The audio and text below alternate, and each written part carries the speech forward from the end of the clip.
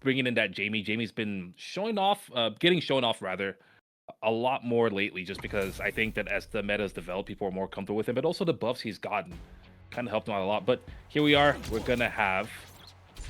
Was that Mokhie versus Wickstah? Yes, Mokhie versus Wickstah. Okay. Dark Knights carried by level 2. I like that. I like the clan names. Hey man, Yasir is quite a tool. Okay, jump, medium kick, gonna push out of the corner there. Mokhie overhead hits. Anti combo, Arabian Cyclone to the double jump, meaty overhead, good block from Wickstah. Yeah, never a doubt. And that's a big deal there if you're gonna be playing a charge character. If you stand block and your DP is a charge move, then you're not gonna have access to it more than likely. Okay, trying to keep the pressure up, getting the eagle spike, meaty crouching, medium punch into the follow-up, gonna take that first round, Mokhie. Yeah, very nice work there. Mokhie started off in the corner, but was able to fight back out and really assert some dominance. Let's see if that continues to be the case. Wickstah fighting back, has the corner again. Okay. They both with the throw. Okay, back roundhouse, creating pressure with a throw, goes for the strike instead of the throw. Skipping the drive gauge now. Mokhie on life support. It's not going to be level 2 quite yet. Yeah, I think it was going to be the throw into maybe level 2, excuse me, but we'll see if that comes to play this round. Wickstah just trying to control the zoning, but Mokhie forces their way in.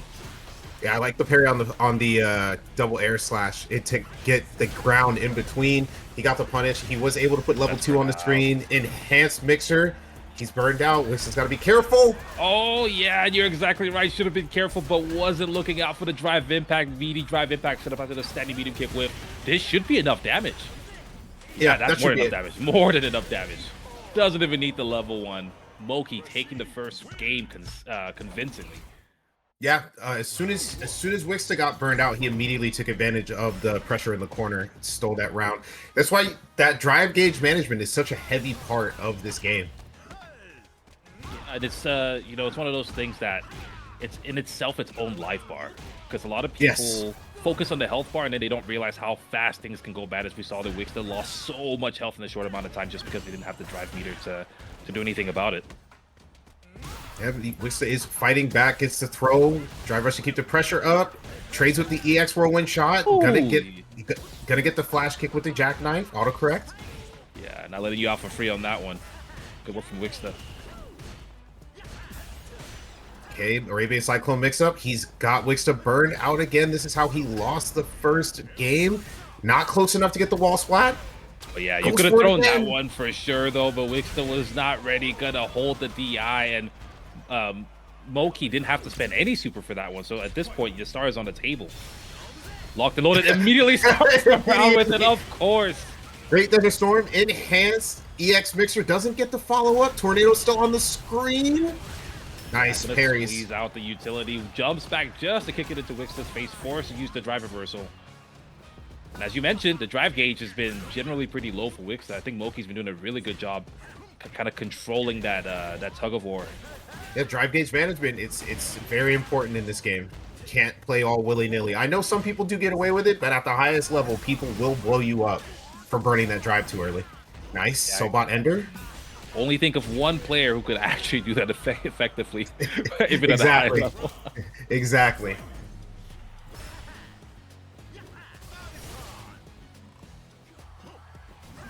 Here we go. We're gonna have some more back neutral, back and forth. The drive impact this time. Wickstah is ready. We're not gonna be tossing out fireballs willy-nilly. Has the corner, but once again, Wickstah's been here before, but Mokhie's been able to fight out. There we go. Heavy. OD right back at you. Yeah, breaking out of the Arabian Cyclone pressure. It is +1 if you roll after the heavy Cyclone. Jumping the DI, no punish. Oh, nice okay. Whip punish. Beautiful whip punish. Feeling cool. Swaying back. Wickstah needs one more confirm at level 3. We'll take it. Drive back on. Oh, sticks out the jab to interrupt. He's gonna burn everything. Level 3. Yeah, nice and simple. I like that. I like when players do that. They just like, okay, I've already won. I'm not gonna do anything fancy. I'm not gonna try and, you know, get the optimal level 2 so to kind of save time. No. We're gonna keep it safe. Do the double quarter circle. Hit punch. Call it a day. Gotta make sure you have those tournament combos on lock. Some people don't though. Some They people don't. really try to go for the hard Like, combos. Why are you doing perfect knuckles as Luke, brother? Yeah, just go for the simple combo into the level 3. I was talking to some friends actually. Funny enough, we were playing 2XKO, and I said that last night. I was like, you don't need to go for anything fancy. If you know they're gonna die, just go for an easy combo. Ooh, the left-right off the Arabian Cyclone. I like it. Okay, perfect parry there. This time to drive in. The eye The punish. answers are there. Okay, take him to the corner. My goodness, look at that corner carry. Ooh, that crouching fierce to punish the whiff throw. Oh Burnt no! out. Not a good spot for Mokhie. Throws out the sweep. Cartwheel to jump out of the corner, but gets whiff punished again.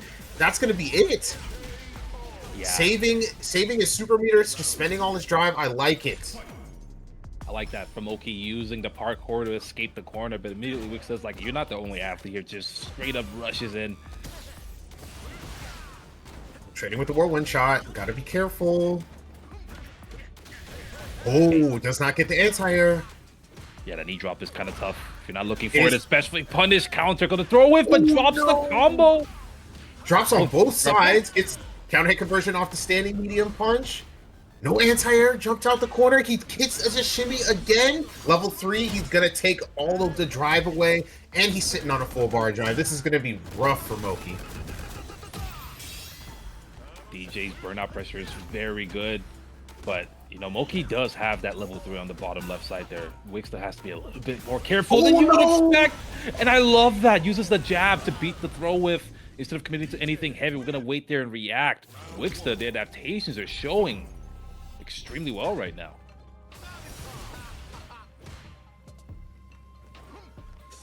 And it goes to show you that when you lose that first game, it really doesn't mean too much. For some people, that first game is just data. Yeah, especially in the first 3. I think that's really a huge part of this Tournament Motivation Academy, knowing that you have that buffer room. So losing one game is not the end of the world, and Wickstah taking full advantage of it. Okay, back throw, side switch.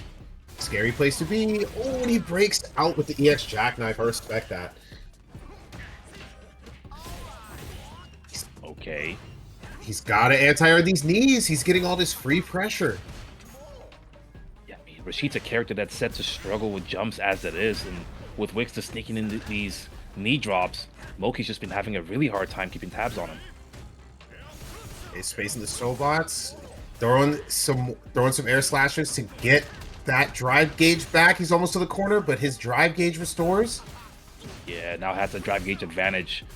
Wickstah using the OD air slasher now. Whiffs the light kick, goes for the burnout. And okay, the throw. Yes. Match point for Wickstah.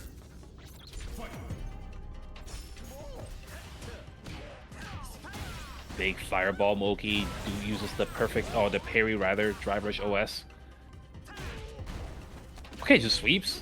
Notices the walking back and forth from Wickstah. Now gonna get the yes sir. What's the play? Overhead, reliable, but doesn't combo. Still gets to keep the pressure up with the enhanced mixer. That is +2 on block. Gets a punish counter, no follow-up. The slop from both players there. You gotta get these hit confirms, man. Perfect parry this time, but doesn't get the combo on the landing. Unfortunate for Mokhie. Really needed that to happen.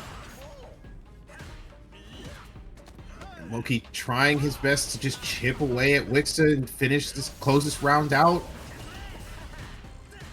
Okay, looking for the kill. This is one hit kill on both sides. Oh, this is dangerous. Okay. Ooh, jumps into the whirlwind shot. Mokhie keeping himself alive.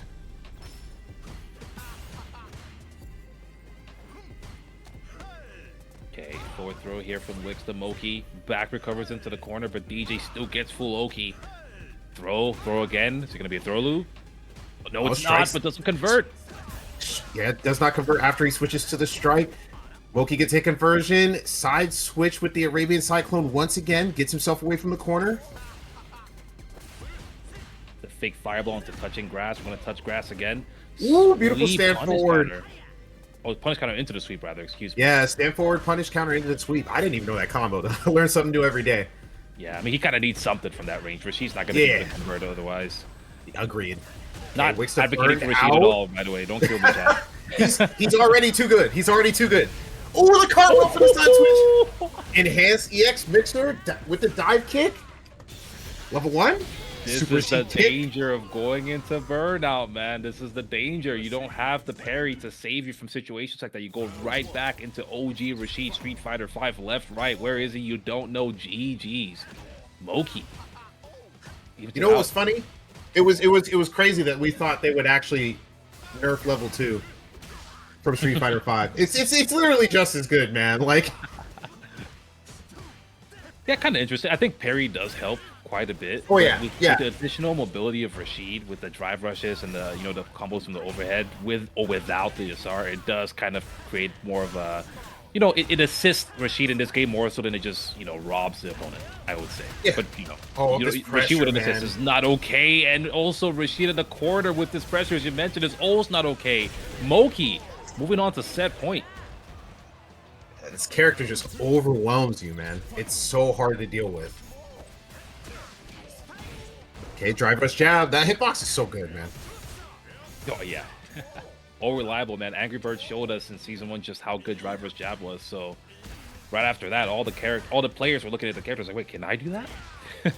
Ooh, counter hit on the overhead. Stand jab into the mixer. Goes for another overhead. Good parry from Wickstah. I like the parry there too. I don't know if it was a perfect parry attempt because you would lose the charge, unfortunately, if you're a down charge DP character. And Mokhie backdashing twice, threatening the SR. Punishing the dash up. Jabs in the jackknife. Mokhie's drive looking low. Wickstah trying to close the gap. Oh. Okay. He's almost burnt out. Drive gauge. Yes, I like that. Threatens it. Knows that Mokhie has to act. There it is. There you go. Keep attacking that drive gauge. Gets the throw. I love keeping the drive gauge to the sliver. I love keeping the drive gauge to the sliver, giving Mokhie the illusion of potential survival. Now we're gonna go straight into level 3. Not gonna risk the level 2 either. I don't know if that was. I like it. I think you should. I don't know, man. I think maybe even just go for the easy version of level 2. It's still kill. Yeah, I agree that you definitely should make sure to optimize. But I'm pretty sure he just wanted to make sure he didn't drop it. I get it. But going into the final round against Rashid with no way to defend yourself in the short term is dangerous. Yeah, that's what he's got. That Yasir stocked and ready. Okay, well, so far it's looking good though, making up for it. Is he gonna get to use the level 2 at this rate? The corner pressure is locked down, crosses him up, blocks, got him out of the corner. EX jackknife to get him off of him. Oh my god, he's going balls to the wall! But commits to one too many lights, try to break it with the third one, but it wasn't there. Level 1 is not invincible for DeeJay. You have to hold this, but takes the hit instead of just blocking it. Now this is gonna be full damage on scale. Oh, he tried to go for the advance route. Oh, that's it? It's over. Yes. Yeah, that should be it. Yeah, that's it. Minimum scaling, and it's CA. Yeah. Rashid's just one of those characters. You're gonna see a lot of hits coming your way. He's gonna. If you don't know his combo routing, you're thinking, I might live. You're dead, man. It just, it's just damage over time. It's over for you. Rashid is not lacking ways to kill you if he's sitting on 3 bars. So yeah, good stuff there. I think that there was a lot of adaptations back and forth. I liked a lot of what I saw, but unfortunately, Wickstah just wasn't able to close it out in that corner situation. It definitely was not a free set by any means. It went down to the last game. Just constant adaptations on both sides. Both sides. I think we're getting my homie TropicTrickster up next. I think I saw him Arrow in there. Yeah, Arrow also. Mm-hmm. I called it. Yeah, here we go. We're gonna have the Juri versus the Manon. Okay, going with the staggered stand medium punches. It gets a hit. It's gonna be able to convert. Already has Tropic run down to the corner. Gets the command throw, building that metal. Oh, okay. Tries to get a whiff punish with the standing medium punch, but it was the fireball instead. The Roomba always got Juri's back. That's the corner again. Building that drive gauge back deep. He is there. Arrow holding this corner so well. Yeah, he's got to find a way to get himself out, and he does the stand light kick drive rush, command throw. He's going to hit a second one. He's already got 4 medals. I love that from TropicTrickster, just saying, okay, you know what? This round might be lost. I don't know for sure, but worst case scenario, even if I lose this round, I'm leaving here with something, you know? Oh, beautiful jump in, EX twirl. Spend it. Level 2 to the corner. Yeah, puts the drive meter below 3. That way arrows can't reliably do any kind of drive rush cancels from one of those long range buttons just like that. Punishes it before it ever comes out. Drive gauge looking super low. Punish counter into the ballerina kicks at the wall. 1 drive bar, almost to 2. And he interrupts. Ooh. Drive rush cancel into the DI. You might as well throw it out there. That was going to be enough to kill. Yes, sir. And I will say, too, TropicTrickster got a lot of super meter from that counter DI, so I think that was a really good choice to not on that button that they had earlier. And the fifth medal is online. Arrow is in a very scary situation. Gun to your head, man. What are you gonna do? He's got to be careful. Anything, any whiff could get punished by that big damage command throw. Keeping the pressure up, level 1 to interrupt. That and the side switch too. Keeping himself out of the corner. Back strong counter hit, gets the overhead, doesn't convert, has burnout. Opened up low into the level 3. It's gonna stop his drive gauge from recovering. Now can Arrow take him to the corner and keep the pressure up? I mean, Arrow has 1 stock of Fuha, so has the ability to bait the level 1 time. There it is. It's gone now, but gonna get the full corner carry. This DI is not guaranteed. Oh, but still gets through, though. No hesitations from Arrow. We're gonna go straight for it. Not enough to kill, though. Oh, how that anti-air. He was on the other side. And he gets the command throw! TropicTrickster stealing the first game because Arrow did not optimize and kill him. Oh my god. I'll never doubt the script writers. Okay, forward medium with punish, gonna convert. I like that. Stand jab interrupt to get off me. Oh, beautiful stand fierce with punish from Arrow. He's waking up. He said, I can't go down like that, man. That was my game. It definitely was. Just a little bit of a miscalculation. Either, you know, not maxing out the damage or thinking it was gonna kill and committing the meter to it. But you know, that was last game. We're moving on right now. He's jumped in on low ballerina kicks. Nice.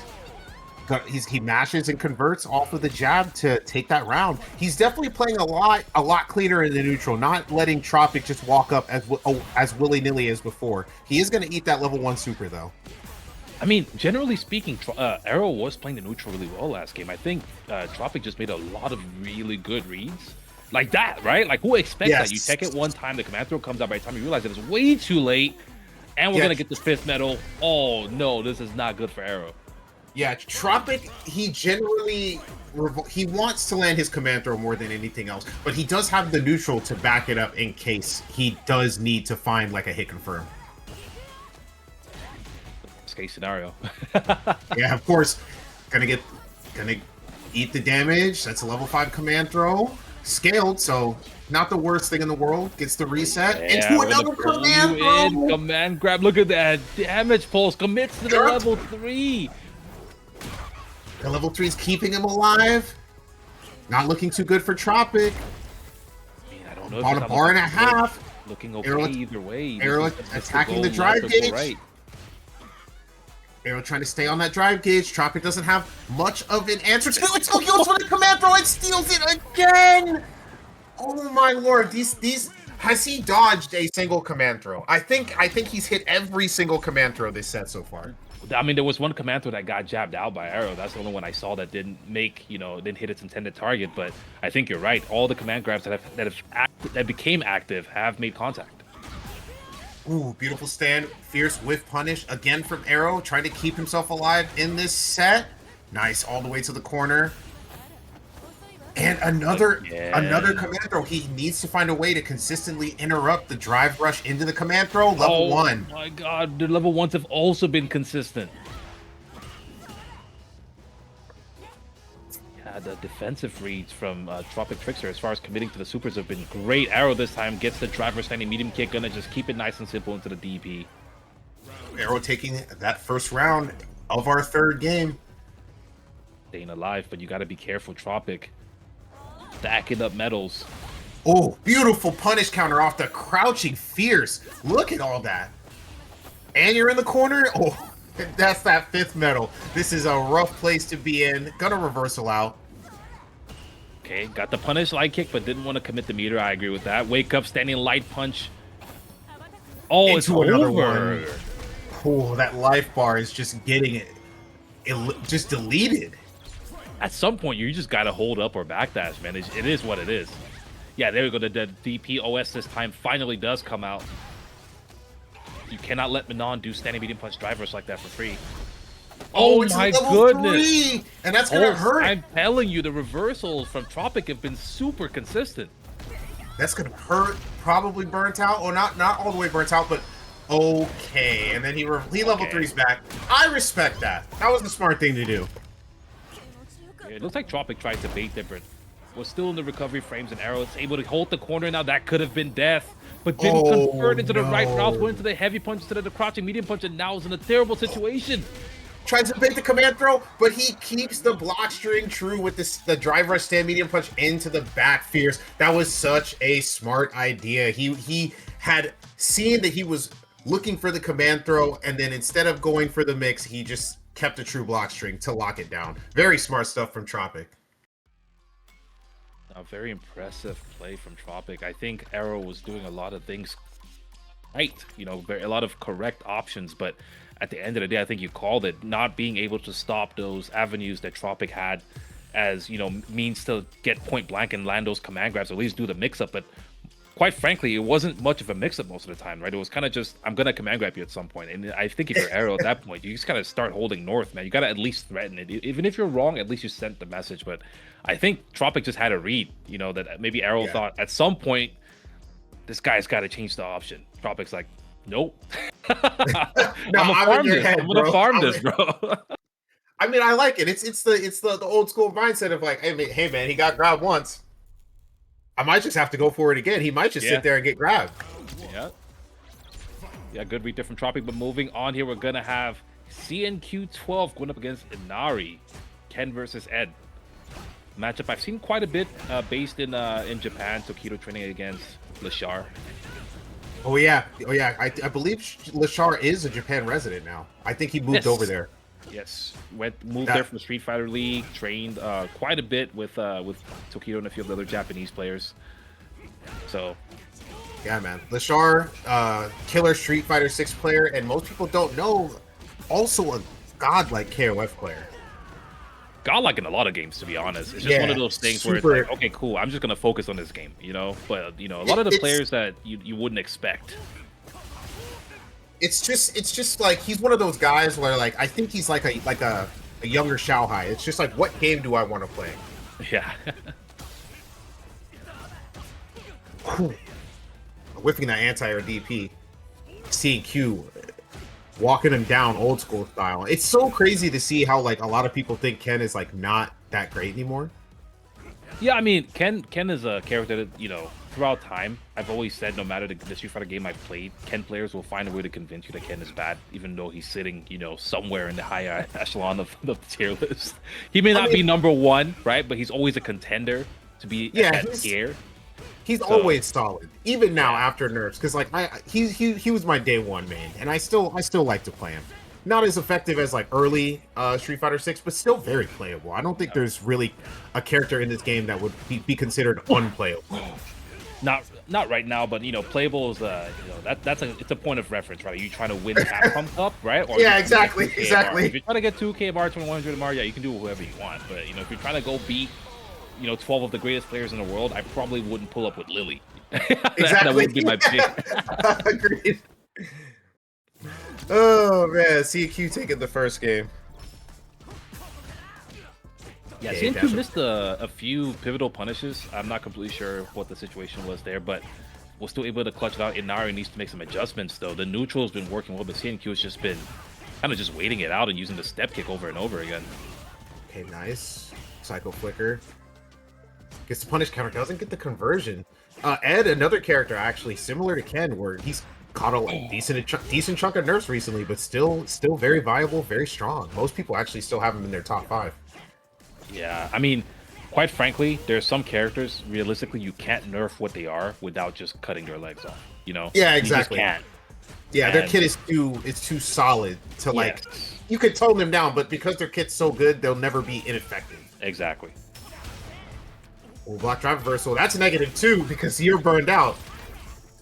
It didn't opt to go for the kill that you might pay for it. Okay, now we're gonna force the chip. Yeah, force the chip. Smart. I like it. I like that. I like that. Yeah, we're gonna. I like the fact that Inari was like, okay, you know what? I'm gonna try and see if I can kill you without this, and then realize that it was danger because CNQ was stalking. It immediately says, yeah, no, throw that pan out the window. You're going in the grave. Ooh, stand first up to the fireball drive rush. DP to get out. Walk under with the stand jab punish. Okay. Oh, tries to drive rush under, thinking maybe CNQ wouldn't press the heavy punch. Wasn't it? CNQ wasn't able to get a full combo regardless, but still gets the corner. Shoutouts to Ken. Oh, misses the meaty overhead. You know what he was looking for? He wanted the Dragon Lash loops. Yeah, that overhead would have hit. I think it probably would have been over, to be honest, if you wanted to spend one bar. Yeah, for sure. Oh, okay. Nice reaction. Nice reaction, DP to the step kick. Oh, Reacts yeah, to the fireball again. We're on hitbox. Oh, yeah, that's some of the swiftest DP inputs I've ever seen. They put that hand away. Ken didn't even get to say his name. Adol got blasted into the sky.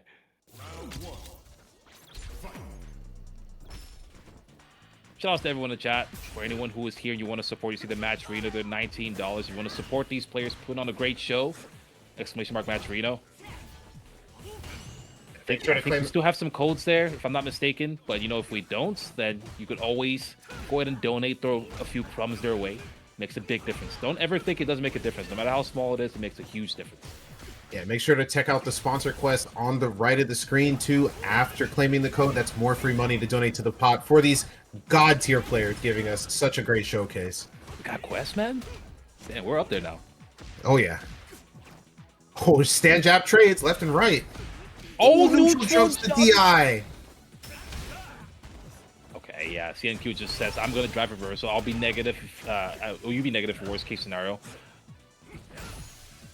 These guys are swinging for the fences.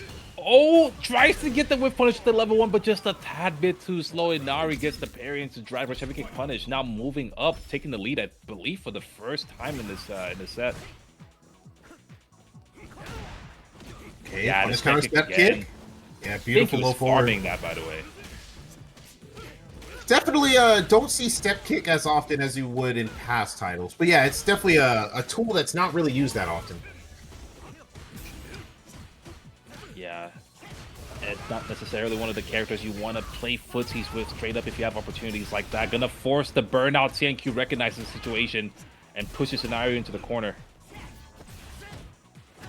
CNQ with a big life advantage. Inari trying to walk him down and get himself back in the game, but CNQ's just boxing so well with that life lead, and he's almost got his drive back. Blocks the DI. I like that. I see what you did there, boxing with that life lead. I'm on to you. Goes for the cross and back throw. One of the scariest back throws, or scariest throws to tech in the game is after your opponent jumps at you and does a light, just because there's no blocks done whatsoever. Tags, but CNQ wasn't ready. Just spams heavy punch over and over again. We're boxing for real this time. Stiff arm. What's up? DP to break up the pressure. CNQ going up with that step kick. Not a punish counter, so he doesn't get the low forward follow-up. Ooh, late DP, but yes, still clean. CNQ in a good position here to threaten. Confirms the level 2, gonna drain that drive gauge, holding on to the level 1 just in case he needs it later. Maybe wasn't too confident about the level 3 hitting. Scary position for Inari, but he DIs at the perfect time into the Psycho Blitz. Level 3. CNQ is gonna be burned out. Inari could steal this game. Yeah, no, I mean, it's just Ed we're talking about, right? Almost everything he does is a projectile. You can't use that level 1. Oh, jumps out! Baited? Oh, he pressed he pressed jab. No. Looked like a throw to me, but either way, I mean, it doesn't really matter. If you're CNQ, you're not asking what that was, right? You're like, cool, I'm taking it. Whatever that was, appreciate it, buddy.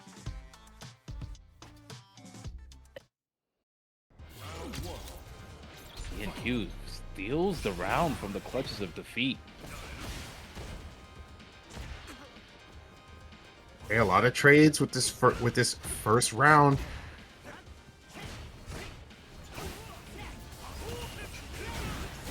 Okay, Yeah, reacts nice. again. Inari has that lockdown, using Ed's DP as an all-purpose shield.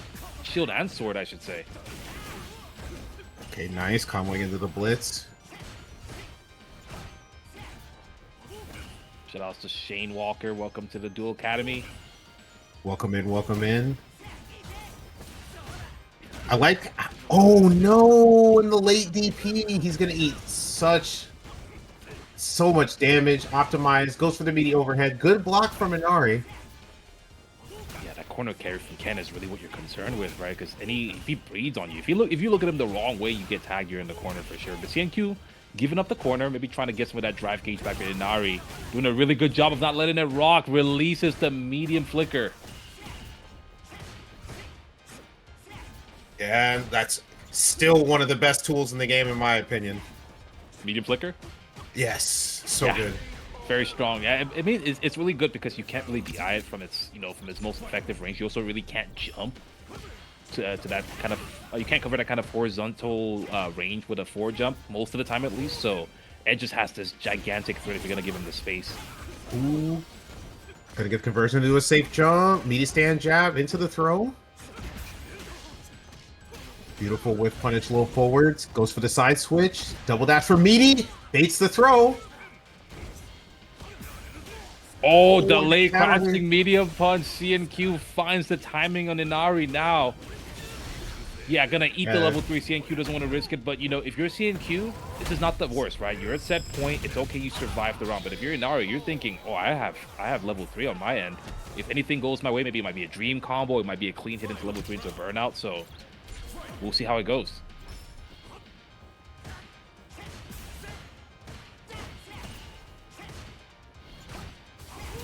Yeah, medium. Oh, okay, no. able to get the conversion. That's corner. Look at that, man.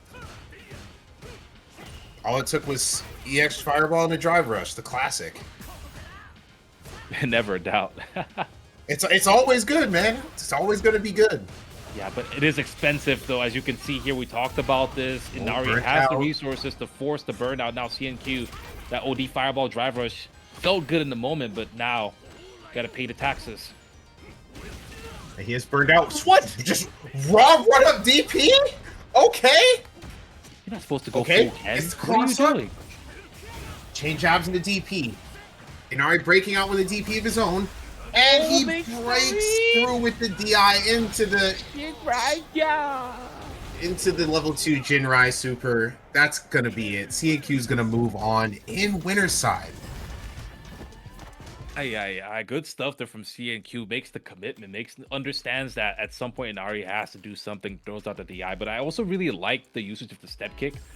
Ed's a character that has a very interesting dynamic in the fact that his jabs, his lights are very polarizing, where one of them, or at least two of them, are very short, and the one that he can cancel is even shorter than the one that can't be canceled. And standing light punch being shorter, and crouching light punch has a little bit more range, but you can't cancel it. So using that step kick being -4, knowing that if Ed's gonna try and check me, it has to be the crouching light kick, which is 5 frames, 1 frame too slow. But if I'm lucky with this, if I get the counter hit, I get the light kick. If I get the punish counter, I get the crouching medium kick. I think that was such a good, good tool that CNQ was using to kind of force Inari to answer back. But you saw Inari was answering like crazy with those OD DPs on reaction. Yeah, man, the DP, those reactions, as you said, man, those hitbox inputs, like those were some of the quickest DP inputs I've seen. Like he reacted twice with the EX DP, like back to back. Like that was crazy. Yeah, and I think that made it made a big difference. But it is expensive. Just to stop an approach as Ed, it is expensive, and I feel like maybe CNQ noticed that was happening and was okay with it sometimes. But speaking of very expensive, we got DLC Sagat. If you want to win right now, Sagat's the guy. Shout outs to Blas. I know I'm being facetious, of course, but exotic Tobi playing the Jamie. We got two Jamies here, bro. That's crazy. I think there was a Jamie mirror between Azan and another guy in previous weeks. Funny enough. But yeah, I I don't know. I remember seeing other Jamies here too. Sorry to interrupt. Yes. Go ahead. I don't personally. I don't know how I feel about Sagat. I definitely don't think he's like weak. I think maybe he's a little slept on, as Blaz is showing in SFL. You know. Here's the interesting thing about most characters, right? It's that pretty much every character in this game has the potential of being very strong. It's more so that the players who would be able to make the characters work on that level don't have the incentive to play the character as we talk about, right? Like, it's not that, the best players in the world couldn't all play Lily and beat, 99% of people. It's just, why would you do that when you're trying to win $1 million? So, it literally just ends up looking worse than she actually is, just because, they would never pick her. And that's just what it is. And I not to down talk Lily players. It's just more so the fact that some characters might look weaker than they actually are, even though they're just marginally, weaker. Couple was hot. And as I'm saying all that, Mike X is going crazy with the Muay Thai, Thai conditioning, skull conditioning, chin conditioning.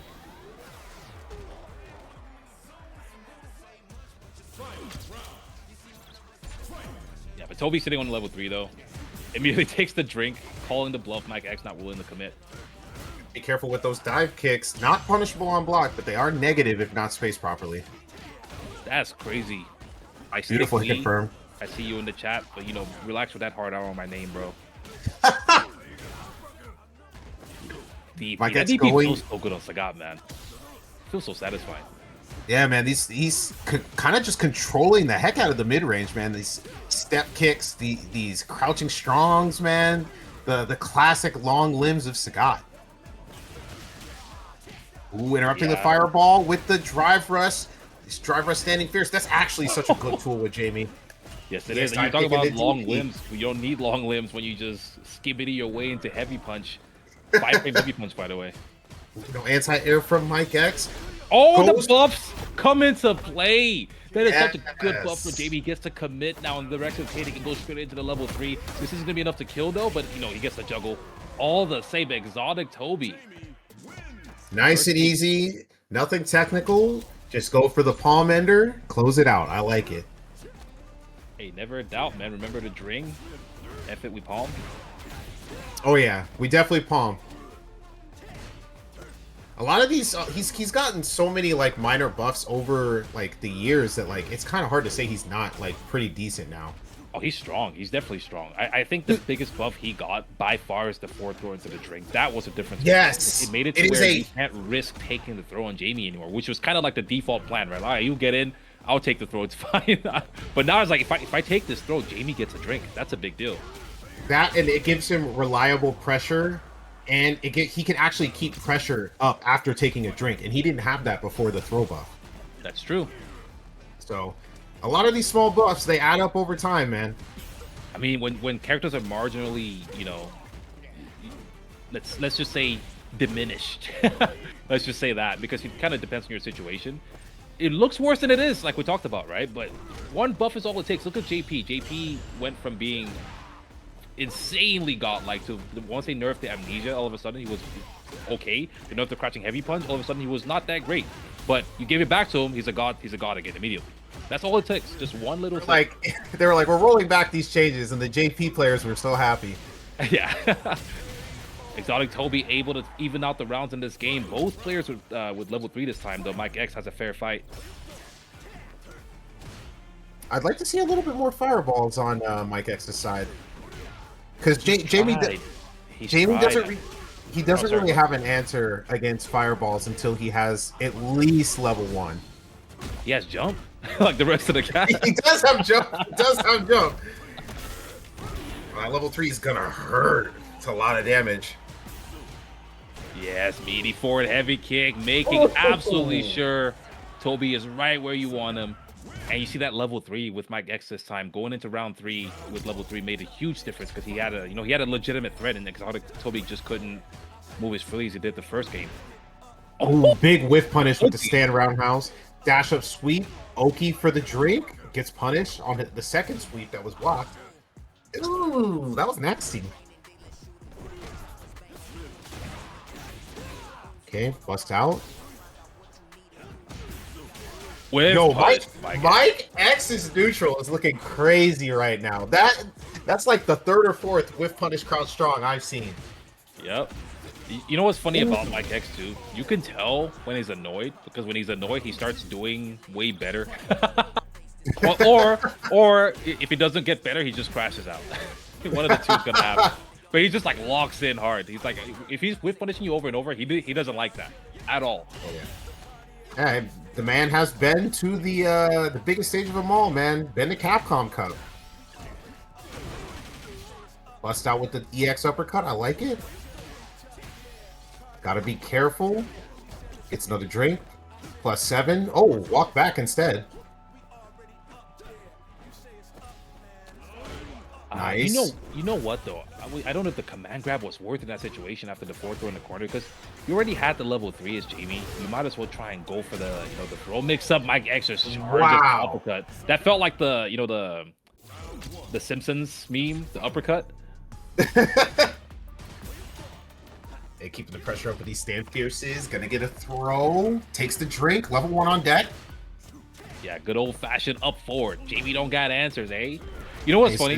Whenever Cammy players were like dooming about the spin knuckle nerfs, like we can't deal with fireballs anymore. I was like, how do you think everyone else deals with fireballs? I mean, spin knuckle, man. Look, they don't deal with the struggle of trying to walk forward and input Bakai, and it gives you DP every time. I don't want to hear it. Don't use it for that though. That's my point, right? Like you get what I mean. Like if you want to commit to that and bet your life on it, that's great. But everyone has jumped. It's been that way since Street Fighter 1. You see a fireball on the screen, you can hop over it. I do understand what you mean though. Like I've played Jamie. I'm like, oh my god, bro, just eating fireballs from Guile. Matchup is so terrible, dude. I don't feel bad for you. TPD jab. All right, backdash gets the punish counter jab. Ooh, punish counter on the dive kick. Not a full combo. Mike X trying to keep the pressure up. Fortunate punish, gonna get the target combo, punish into a drink, level 2 on deck. Like that threatens the Rekka, but immediately just presses the 5-frame heavy punch. Again, yes, you see, this time instead of going for the drink, goes for the throw. This is what I was talking about. Sometimes you just gotta keep it simple. Just because you have the tool doesn't mean you need to use it. The game wants you to do something, man. Just do that thing.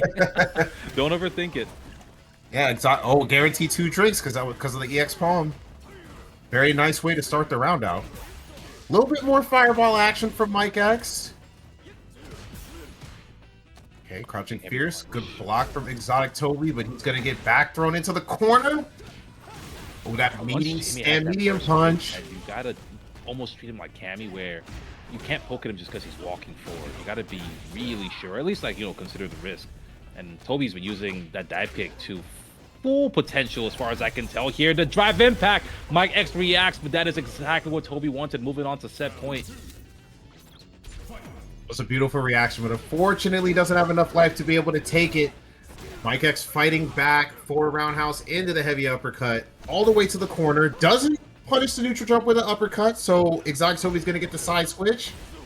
Yeah, I think that was probably just like mental stack from forgetting that he didn't have the back kick anymore. Sometimes it's kind of hard to keep track of round for round whenever Jamie has the first drink or not. But Tobi, yeah, we're going to ride that wave though. Once again, if your opponent's going to give it to you, we're just going to say why thank you. And Mike X is out of there. Yeah, rage quit. Rage quit. That X in his name, what do you think that's for, bro? Exit. Oh, he's gone. There it is. Yo. Never a doubt. My man, Mike X. With the palm in his face and everything. Couldn't have a better freeze frame. Hey, I knew he was dead, though. So, I mean, it is what it is. Nice try, Mike. I'm pretty sure that was... pretty sure that was Winter's side. Yeah, Mike said, he has some complaints about the conditions he was in, but nevertheless... Tobi's gonna move on. Exotic Tobi, or as I like to call him, Toxic Tobi, when he gets his stuff rolling.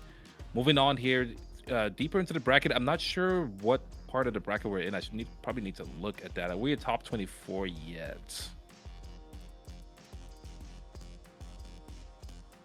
Let me take a look now. Yeah, so yeah, that was 4 top 24 winner sides. So Exotic Tobi solidifying himself in the ranks of potential top 8. This is where you want to be in a bracket like this one, with so many killers in here, you don't want to risk going down into losers because at this point, if you win one more, if you're Tobi and you win one more, you're in top 8, baby. You're good to go. Yeah. You know, Juri has to get the graphic ready. You know you're on there. You're good. You got your tweet drafted. Gotta let your mom know. Yeah, I'm just checking around the brackets. It looks like pool is this? Pool A1.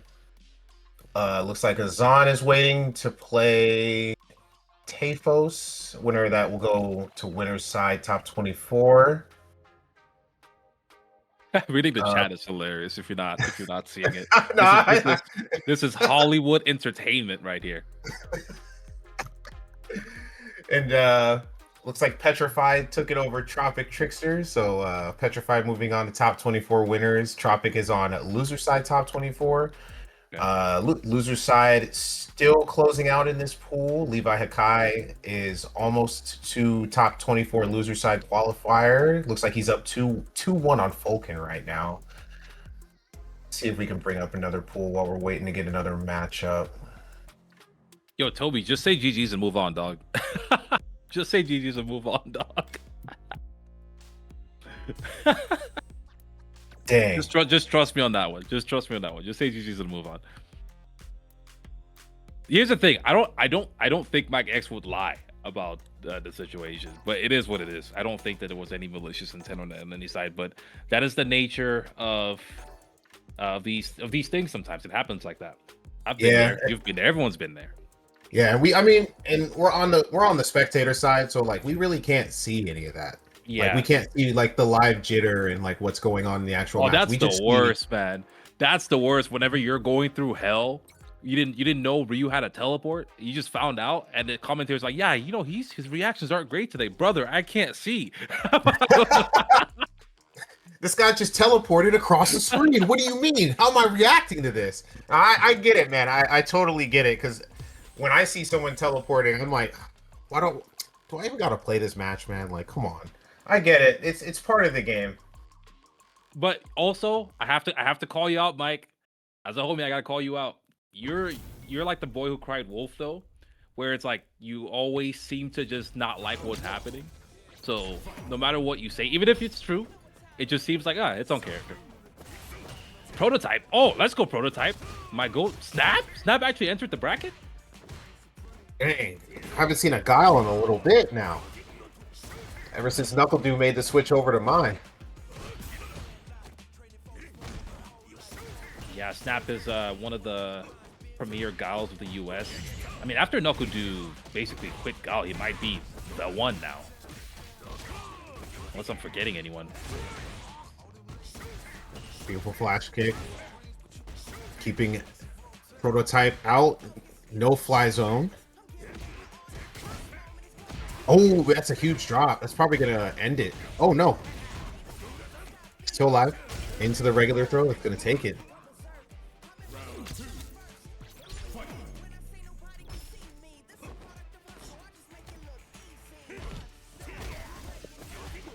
Okay, back throw.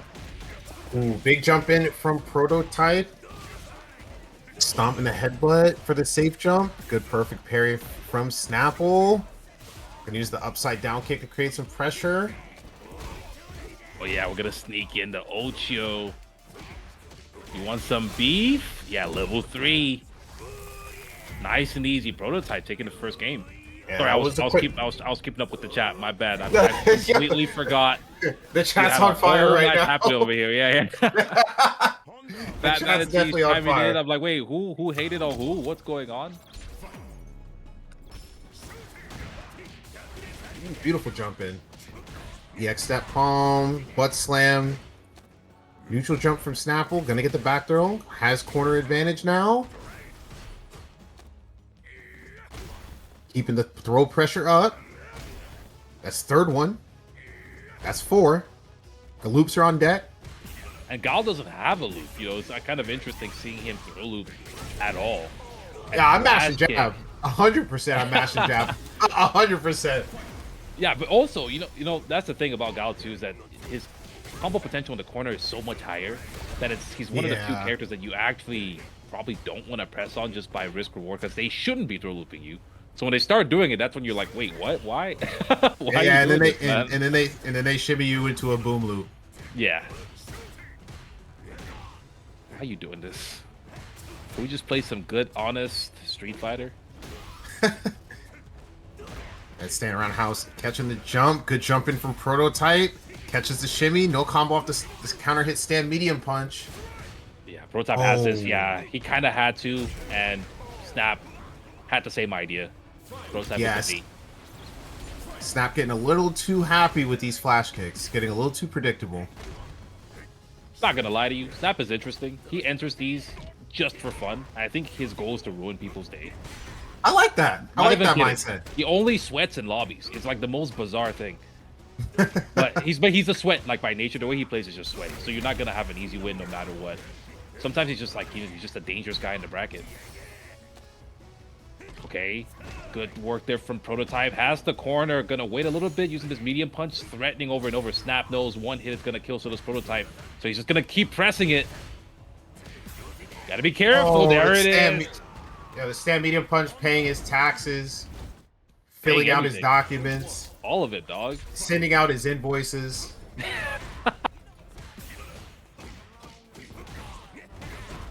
Here's for Beautiful. the beef. Jab chains in the butt slam. Gonna go low. Combo into the head, but that stand strong, man. That thing just worked his 9 to 5 for him. It's not the other way around. That's why he's got the vacation. That's why he's got the vacation gear on. Because stand medium punch is doing the work for him. He's covered, man. That's AI, bro. He gave it some prompts. Yeah, Prototype is... Yeah, he knows it's working out. I don't think he's really worried at all. Kind of pressing whatever he wants, but might have to cool it down if it's not careful. Gets the Just empty jump, die. Snap presses it on the flash kick, thinking that maybe he was going to press a button in the air. It didn't come, and now Prototype. Is it only 1-0? I thought it was 2-0. Maybe there's just been so much happening. I think it is 2-0. We'll wait for the... Chat, help us out. If you know, let us know. But I'm pretty sure it's 2-0. I feel like a lot was happening. Yeah. This has been a pretty quick match. Okay. Okay, flash kick to break up the pressure. And Hell, our god in the sky, Neo, is doing some stuff on the side. Sorry about that. He's not the one, bro. I thought you were the one. Okay, stand fierce. Flash kick ender. Safe jump. Okay, Snapple keeping himself alive. One hit will seal out this round from Prototype. And the flash kick autocorrect. Did you Beautiful see the stuff. slight walk to the right before that, too? Yeah, That was clean. amazing. Just dodged the shorts. Okay, flash kick in to break up the pressure. But he did burn himself out. Scary situation to be in. But, oh yeah, he got the corner. You gotta do something, Snap. He knows he has to do something. And we all did. Everyone knew he had to do something. Unfortunately, Prototype didn't work. I mean, Prototype is in a good position regardless. That's still a huge drop. Unfortunate. Keeping the drive rush pressure up, walk up, low forward, or low short, low jab hands into level 3. That's gonna close it out, I believe. It depends. Jab scaling. No, jab scaling. Yeah, the jab scaling kept him alive. But it is perfectly okay. Prototype has been there 1,000 times. Has these tactics ready just in case the super doesn't kill. Straight into the Ocho. Yeah, that jab scaling. Yeah, if you start a combo with the light, it scales. It definitely scales your combo down pretty hard. I thought it was. I just thought it was within range of 50%. Honestly, I just thought it was like no matter what this kills, regardless of the scaling. But no, it was a sliver too high. Nah, it was the jab scaling. He started with a jab, the short jab. What I'm saying is, I thought it was within the threshold. Of minimum scaling. Yeah, where it would kill regardless. Okay. But I was wrong. Guile's been going to the gym on the side. He has yeah. I mean, it's also worth noting too. Prototype also had the ability to do DRC from the light punch and then get a full combo. I think maybe he just autopiloted, or maybe he just kept it simple because he thought it was gonna kill as well. But I mean, what a beatdown from Prototype though. Snap down 3-0 before top 8. Yeah, Prototype's still looking clean. I bet he's excited, man. Alex is coming later this year. That's true. Yeah, he's in the waiting room for sure. I've talked to him a little bit about it. He's he's just cruising, playing Honda. He's on vacation. That's why he has that outfit on. The real business will start when he does get his main, Alex. But right now we're going to Petrafied versus Azan, and this is Brett. a top. Yeah, this is a top 8 winners qualifier. Yeah, once I saw the Diamond 5 Jamie and I saw the name Brett, I was like, I don't even need to see the name tag. I know who this is. Oh no, this is my favorite Diamond 5 player. The greatest. Eh? This is like if you watch Naruto, the greatest genin to ever live. Just Yeah. refuses to rank up. I'm Hokage. How, bro? You're not even master rank.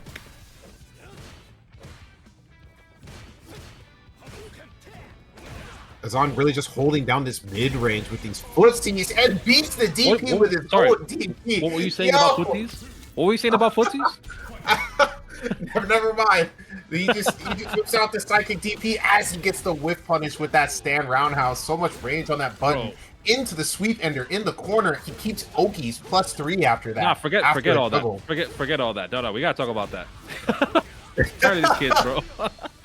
I'm tired of these kids. Why? Do they have beef or something? Like, why would you even do that to someone? How's he gonna optimize? Okay, nice. DP ender, safe jump again. Oh, mash stand jab. I like it. Okay. 9 Moons Petrified. Azan Ooh. trying to make that name true. Like, are you scared? I need you scared, bro. Yeah, that was a No. quick and commanding first game from Azan. Yes, sir. Azan. Ooh, From what I understand, last sweep on the donkey kick. That was hot. That was sick. he was gonna press that sweep anyway. I have no anymore. No, Azan has some of the best Jamie neutral in the States that I've seen, so you're gonna have a really hard time whiffing and not getting punished for it. I definitely think he's probably best Jamie in A. Like, I don't really think there's anyone else that for can... sure. Yeah. Undeniable. Okay, nice. I like that he used the stand switch into the step, stand forward into the level 1. Beautiful. Yo, That stance change is pretty slept on, man. Bro, he kicked him in the bandages and then reacted. That's crazy work. Yeah. Opened up the wound before he hurt him. Okay, nice donkey kick whiff punish. Yeah, Put a again. whiff punish of his own. Meaty stands strong. He's gonna get the follow up into the drink and keeps the Oki. Okay, I'm learning something new.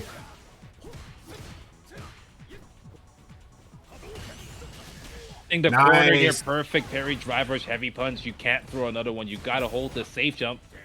Yeah, I think that was the perfect parry OS actually right there to punish the fireball. Okay, level 2, EX Records.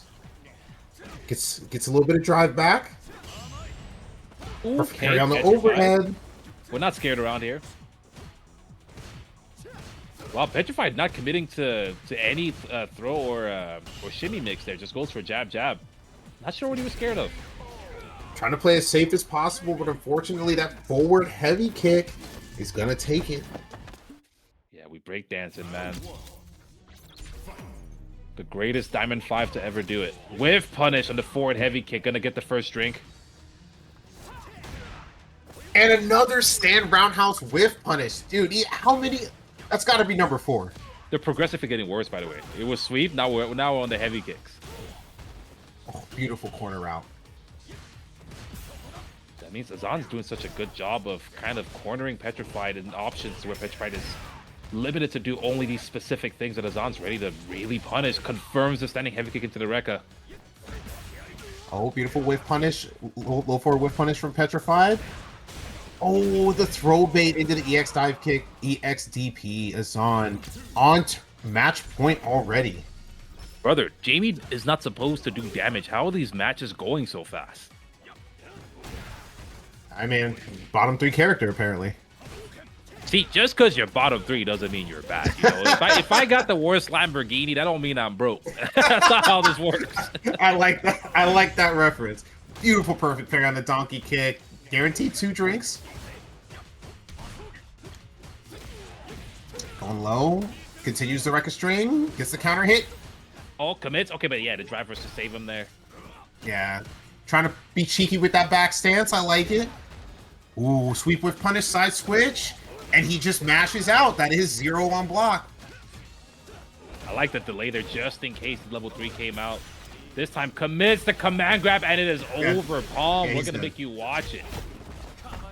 And Azan with a pretty dominating performance is moving on to top 8 winners. Yes, sir. Team Rocket. What do they say? Blasting off again? Blasting off again. Good work from Azan. That happened so quickly. I mean, Jamie's a character that's usually more of a slow burn. Like, yeah, he might be, hyperactive. A lot of stuff is happening on the screen, but usually the health bar is not depleting that fast. Whereas kind of the reverse is happening, right? Azan, sure, maybe a little high octane as far as like how fast he can, or how much he can pressure after he gets the hit. But generally, he's not really pushing for anything to happen unless you're gonna try and overextend. So I like his play quite a bit. I think he plays Jamie probably as intended. Yes. Very reaction-based player, and basically he tries to optimize off every hit, doesn't really overcommit too much in the neutral. Just I feel like just like the best way to describe him is like just across the board solid.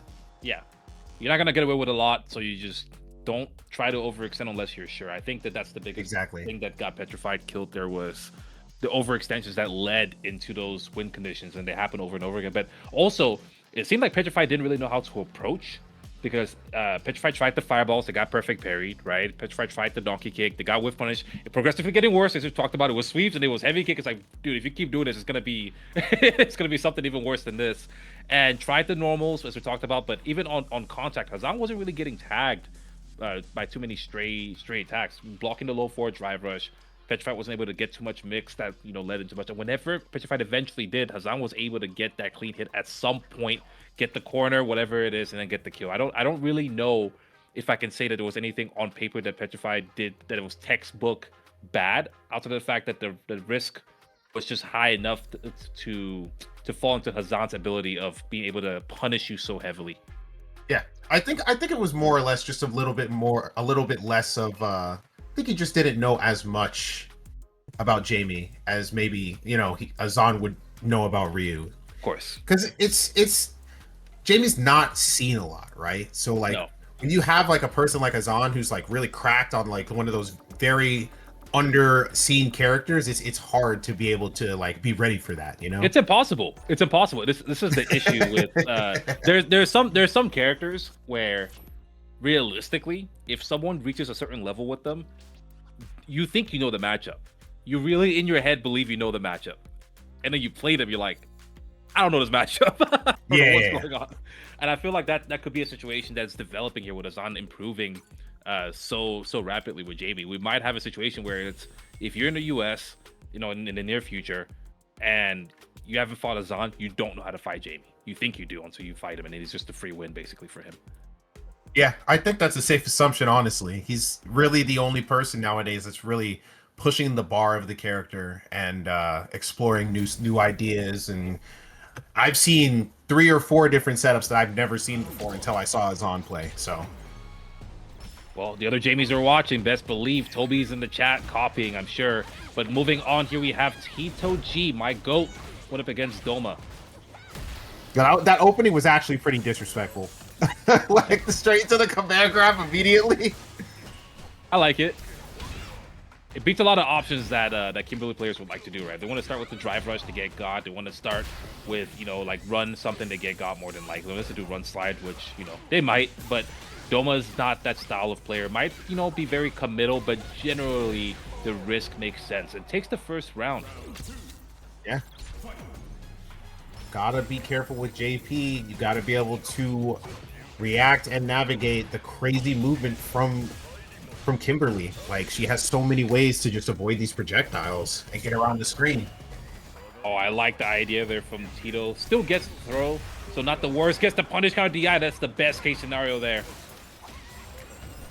Okay, we're gonna spend the meter. I like that from Doma. I love that so many people wait until it's too late but Doma realizing the situation, gonna get the buff regardless of how this round plays out. But now the chances are really good, and now they're even better. Tito has no way to defend himself. Now he does, though. Yeah, that burnout's gonna be scary. Over. Yeah, he's dead. He's dead. Over. Yeah, I was, Doma with a quick. That was a quick first game. Yeah, at first I was like, okay, maybe he's not dead, and I saw that it was both cans on the floor. I was like, oh yeah, you're done, buddy. I'm sorry. Okay, TitoG getting the Stand Fierce hit confirm. Oh, almost went for the heavy ghost instead of the medium one, which have gotten the combo there. Okay, tries to go for the delayed throw there, but all the same, gets the corner right back. Haven't seen that one before. I like that. The drive us into the ninja hop. Oh yeah, super good. Yeah, and he's gonna get himself out. Perfect parry. Oh, and just in time, he wakes up and reacts with the DI. Is he at level 2? You can't check these young people, man. You gotta have so much more mental stack before you even attempt it. Like, why would Doma even be looking for it? He probably wasn't.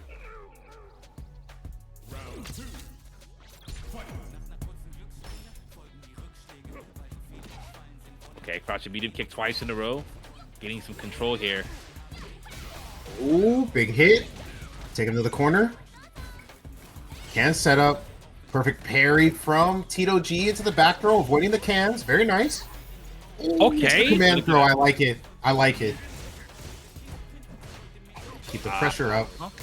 Attacking that drive gauge. TitoG.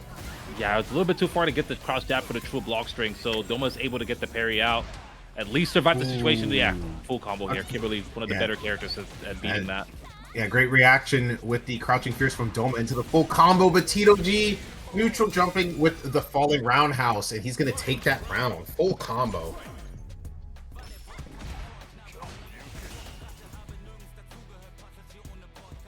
Oh, okay. I thought something was wrong for a second. Yeah. Just stood there, enjoying the view, taking in the sights. Okay, Stand Fierce into run cancel. Gets a throw. He's going to get 2 throws in a row. DI. Good block from Doma. That's burnout as well.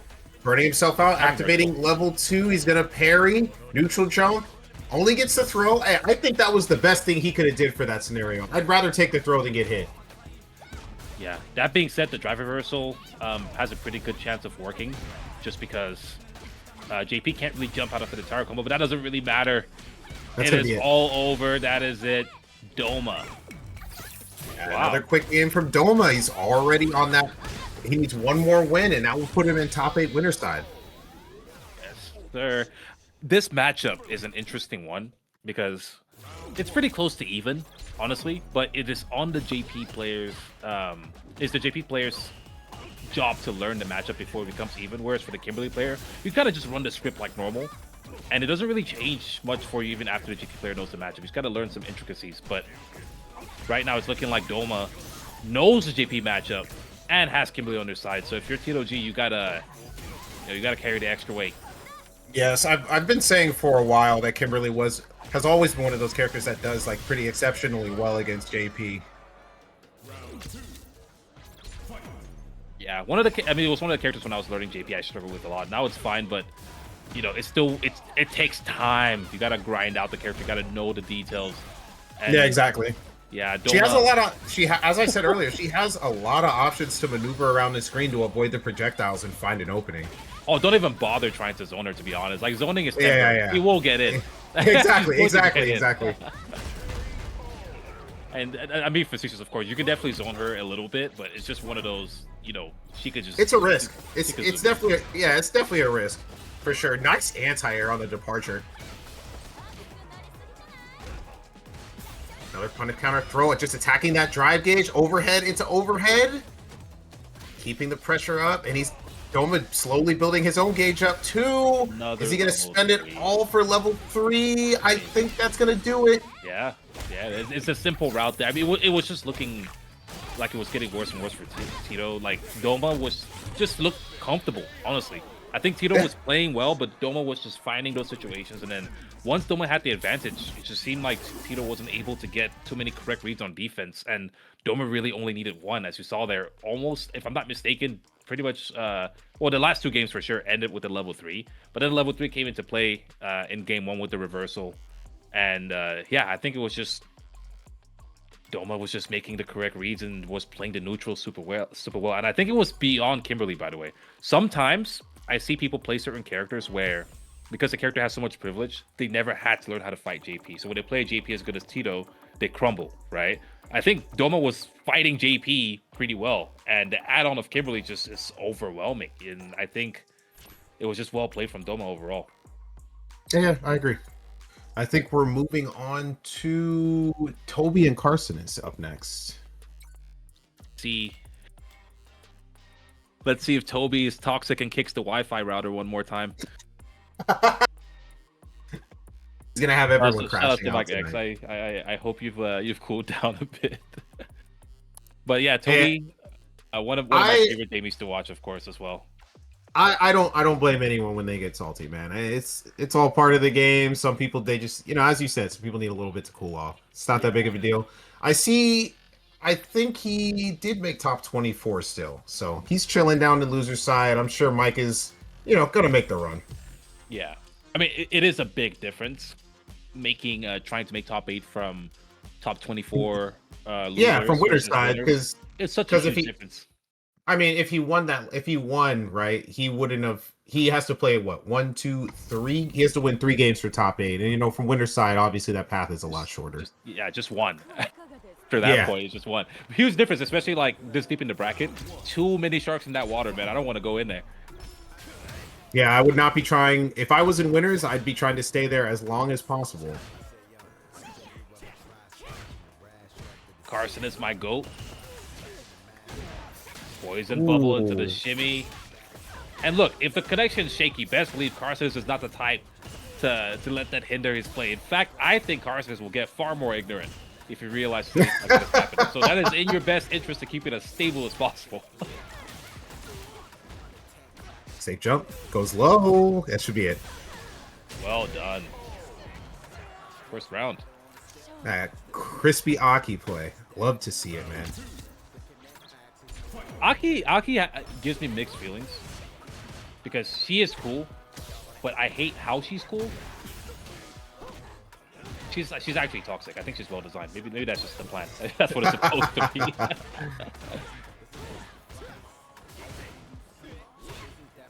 Jumps out. Yeah, no one's DPing that. That cross up, her jump is like so weird. It's like so hard to see. Only ever seen one person DP that. Okay, he gets the Oki and the drink. Throw a loop, finish it out. Nice. There we go. There we go. Now we're playing some Street Fighter 6. You JV players gotta sip. Sometimes you got the win condition, bro. Forget the drinks. You're drunk enough, Nice parry on the poison bubble. Neutral jump. That's going to be big. Is he going to cash out? Oh, drops the combo. Yeah, looked a little shaky there for a moment. I definitely saw some stuff happening. Yeah, a little bit of lag on the screen. Are they good? Are they good? I think they're going to go. I think they're playing it out. Yeah, they're playing it out. Yeah. Which, unfortunate for Kharsonist. Kharsonist definitely had a really good position there to get the level 3 and get the burnout. So now Exotic Tobi has a chance to fight back. Ooh, and the anti-air. Unfortunate, I guarantee you, he did not want that level 3 after the anti-air roundhouse. Yes, sir. Mike X is somewhere saying, I told y'all. This man is toxic. There we go. Past the corner. Forward throw. This is guaranteed. Yeah. Good work there from Tobi.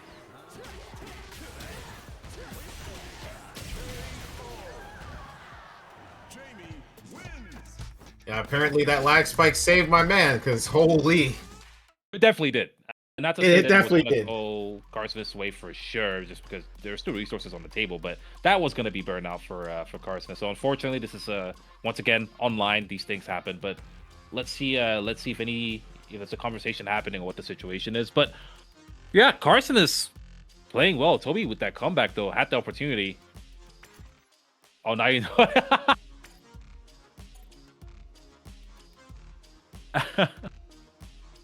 Was it? I guess now I have to know. Is it like lagging the whole time, or was it just like a spike? What's the situation? Yeah, it looks like we're trying to get the deets from Juri talking to the players right now. And you see, I called it, man. I don't, yeah, it froze for like 3 seconds in my combo. Yeah, we saw that. We saw that on this end. That's a little major, man. I mean, mid combo is that's a big deal. We saw it. Like if you're seeing it in from the spectators view as you mentioned, then it's it's legit. But I will say, shout outs to Tobi for coming forward with it, because I never thought that if actually was laggy was malicious. It's just one of those things where we're online, things happen. If the weather is bad, sometimes CFN might just be like, you know what, today's gonna be a bad day for everyone. So I mean, look, man, I know, because I have a gigabit out here, but sometimes I wake up and my connection's a little throttled. I'm getting like 100 up, 100 down. Like, what's going on? And I gotta check my connection and make sure it's running as normal. It's happened to me before. Not to say the dude's connection is bad. Maybe he's just having a bad day. Maybe his connection is just throttled. Maybe he's just heavy kicking that router. Maybe that's all happening.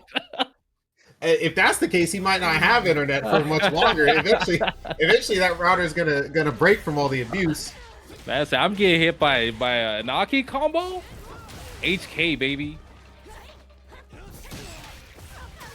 I'll adjust, by the way, Tobi. If you're watching this later, I am just joking. I don't think by any means you're being malicious or you're causing anything here. But here we have the corner here for Kharsonist. The burnout queen is the same. Bro, keeping the pressure up. Into the wall splat, and that first round's gonna go to Kharsonist.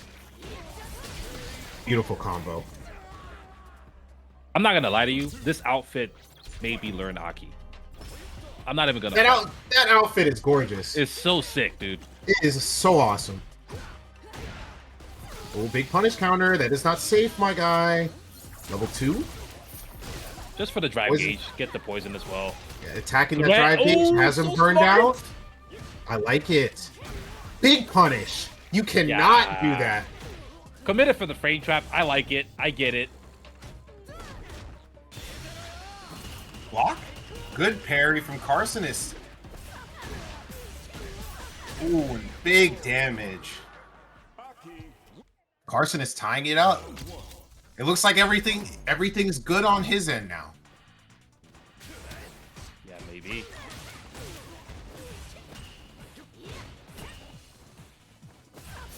Here we are. Oh, nice. You tried to check my drive rush? How dare you? Do you see the that was sick. He used the whip to cancel the drive rush momentum and got a whiff punish with it? Yo, big brain.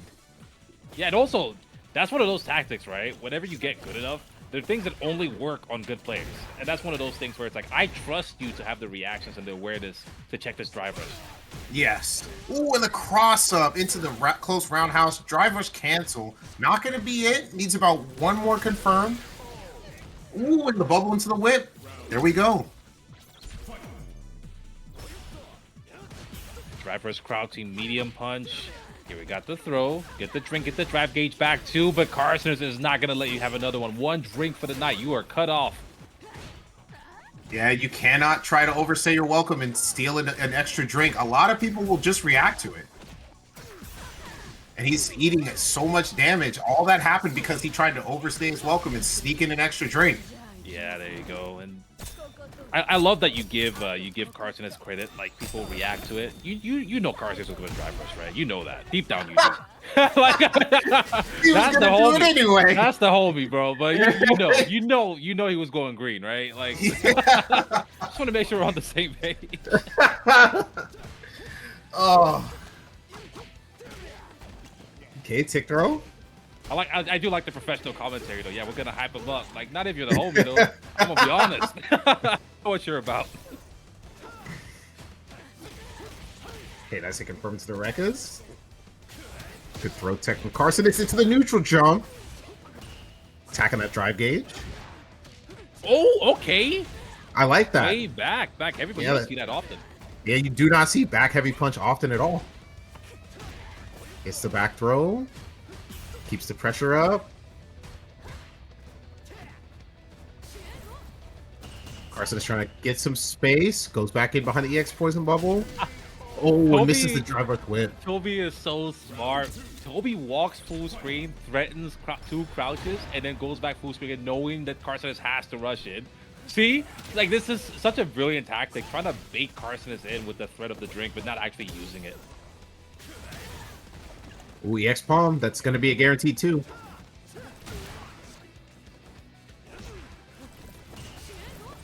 Kharsonist trying his best to poke away, gets the overhead. Poison top, gonna give him the extension. Okay. Dive kick, interrupt, drive rush. The pressure's on. Oh, and he gets Mokhie. She's been the tasting leather over and Another over again. Throw bait. What's that, Chinese?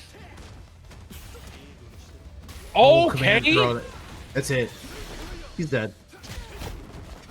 So smart. I mean, you don't even have time to buffer anything from a standing light kick, right? Like, I mean, you could, but just not realistically. Tobi sneaking in the command grab. 2-2 now. All right, my goat. Yeah, you're not reacting to that. It was definitely a guess, for sure. You know, I love command grabs like that. I think the best command grabs are the ones that aren't guesses. They're the ones that are surprises. Because, you know, I always say my mom could jump a command grab if I explain to her the situation. She gets the 50-50, she could jump a command grab. But, you know, jumping a command grab that you're not expecting, that's almost impossible, man. Yeah. Ooh, coming down with the hands. It's gonna be a punish counter combo. Drops. Ooh, stand fierce punish counter. Drops the combo. Gotta jump over the fireball. Get the drink. Is looking back for Kharsonist to juggle off the dive kick. Yo, these optimized combos are looking kind of scary from Toxic Tobi. Exotic Tobi, not Toxic Tobi. Yeah, I got you, man. Yeah, you look what he did to me. Look what he's done. Your brain's starting to play tricks. You're seeing exotic. You're reading toxic. Oh, he burned himself out.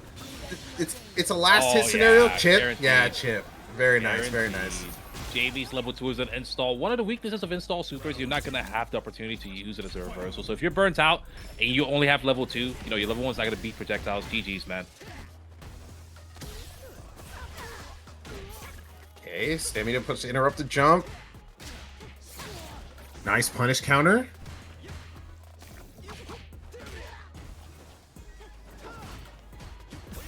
Okay.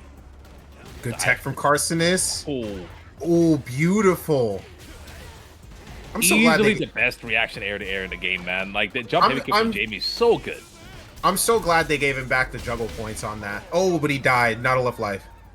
Because he had it in the beta, and then in the full release they took it away, and then they gave it back to him. Oh, that's cool. I guess maybe you know the beta was definitely their intention to see how far can we push each character, right? And then they then adjusted where they thought the character should be. But you know, I think if it was in the beta, that's probably what they wanted him to be. So I'm glad he has it back.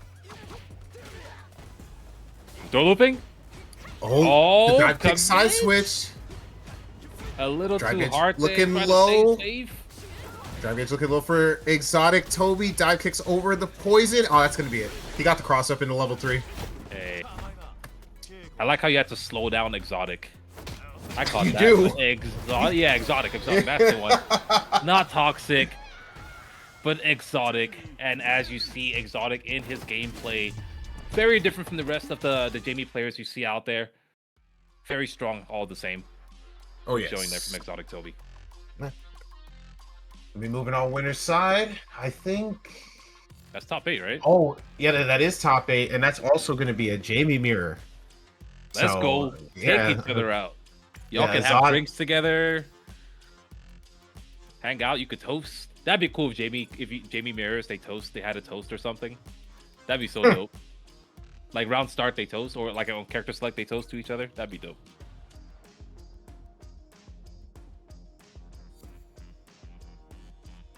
Hey, let's see how the bracket's shaping up. Loser side, SnappleCap still fighting down there. Winner of that, him and am I reading out LeGroin? Am I saying that correctly? We played. That's what it looks like. Yeah, I was like, it's just rusty, but yeah. So Jet Set CNQ. Jet Set took it 3-1. We got. Let me see who's moving forward. Sensational's in there with the Marisa, I'm sure, or maybe the Bison. I'm not sure which one it is. Mike X still fighting. TitoG's down there. Petrafied's down there. But of course, on winner's side, as you mentioned, Azan already, so you know, got themselves into top 8, and now Tobi as well. So we got 2 Jamies in top 8. Which, by the way, I think every time I'm commentating MAs, I'm pretty sure I see at least 2 Jamies in top 8. I don't know what the deal is, but and I think Tobi's usually one of them.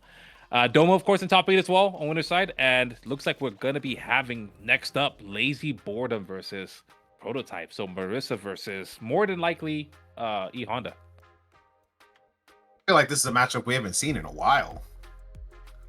This sounds like a season 1 matchup. It is, for sure. Yeah. See, me personally, I keep a modern Marisa in my back pocket just for E.Honda. Just for him. I don't even want him to play. That's my goal. I don't want you to play. Rather, I want him to play, but I want him to play straight up. I don't want to do it with headbutts. I want to do it with butt drops. If I see you flying at all, I'm pressing special, neutral special, and you're going away. We'll try it again.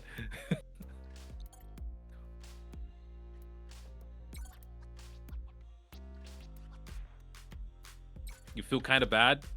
Hey, Tobi, why you feel bad, bro? You gotta be toxic. Say you earned it. You earned every every win. And then you move on. These things happen. Look, in fighting games, luck is part of it. No one wants to talk about it, but luck is part of it. Luck is part of it. The terrain's part of it. He went on Start GG, said it's Motivational Monday, and signed up. Right? He did that. The bracket gods aligned, right? The script writers came up and said, today Tobi's making top 8 at all costs, and that happened. Look, man, it was GG's. Tobi, you're not lagging. It's called plot armor. I like that. Yeah, it's plot armor. Now you're not lagging, bro. It's just plot armor. I love that. Lazyboredom got the grape juice Marisa. And Prototype is just on vacation. Still on vacation. EX headbutt, burns himself out. Lazy's gonna take him all the way to the corner, hits him with the command throw. He's about to get on that hammock right now. Lazy's not letting him out of his corner. He's trying to put Honda in the retirement center. Except forget vacation, just quit. Exactly. Ooh. Backdashing the throw, very nice. Lazy getting a tick throw of his own. Okay, level 1. Pushes Marisa full screen away. Nice. Yeah, that's the answer right there. See, I just like it on modern, you know? I just like it on modern.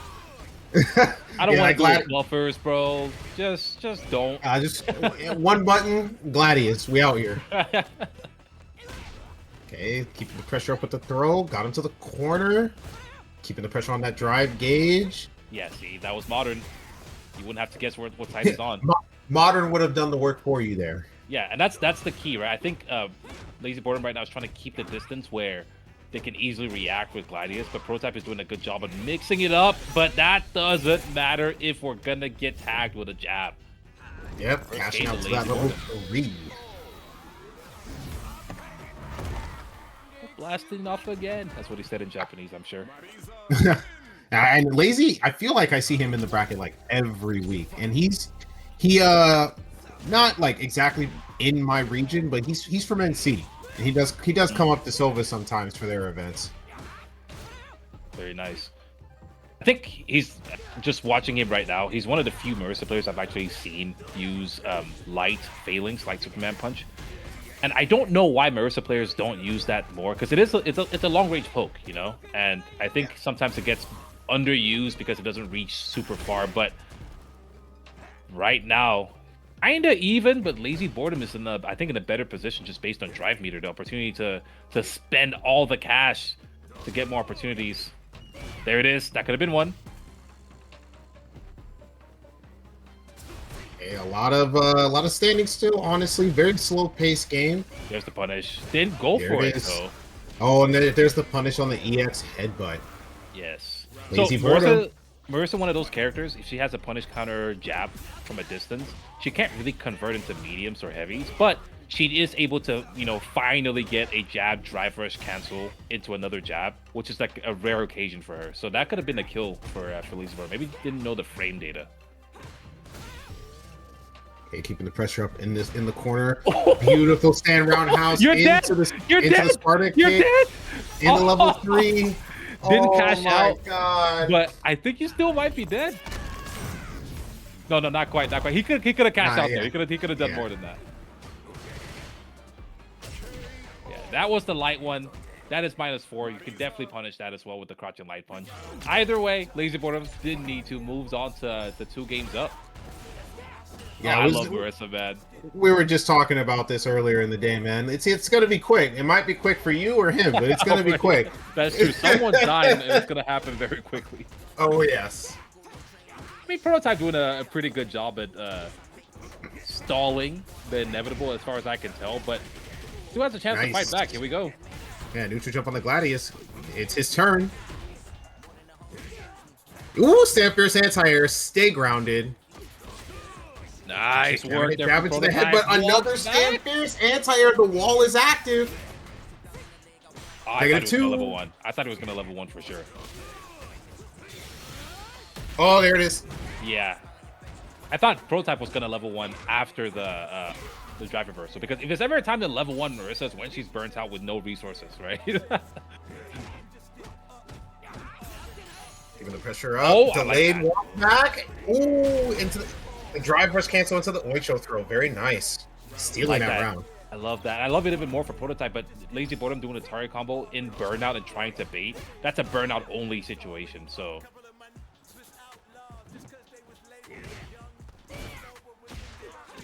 Okay, trade. Ooh, Lazy picking up the trade combo. Superman punch. Nice, level 1. Get off me. Prototype keeping the pressure up. Is that +2 or +3? I forget. I believe it's +2.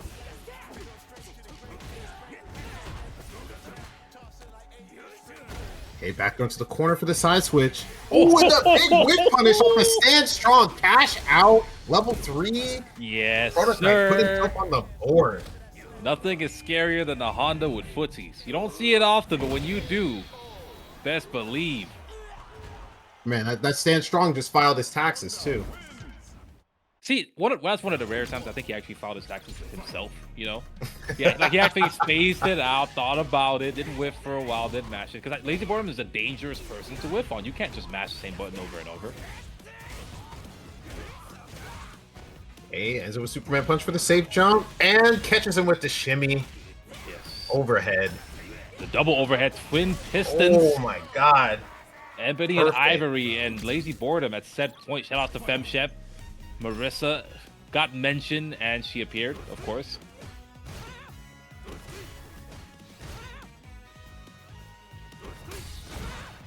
Okay, Gladius to the headbutt. Drive rush to keep the pressure going. Perfect parry from Prototype.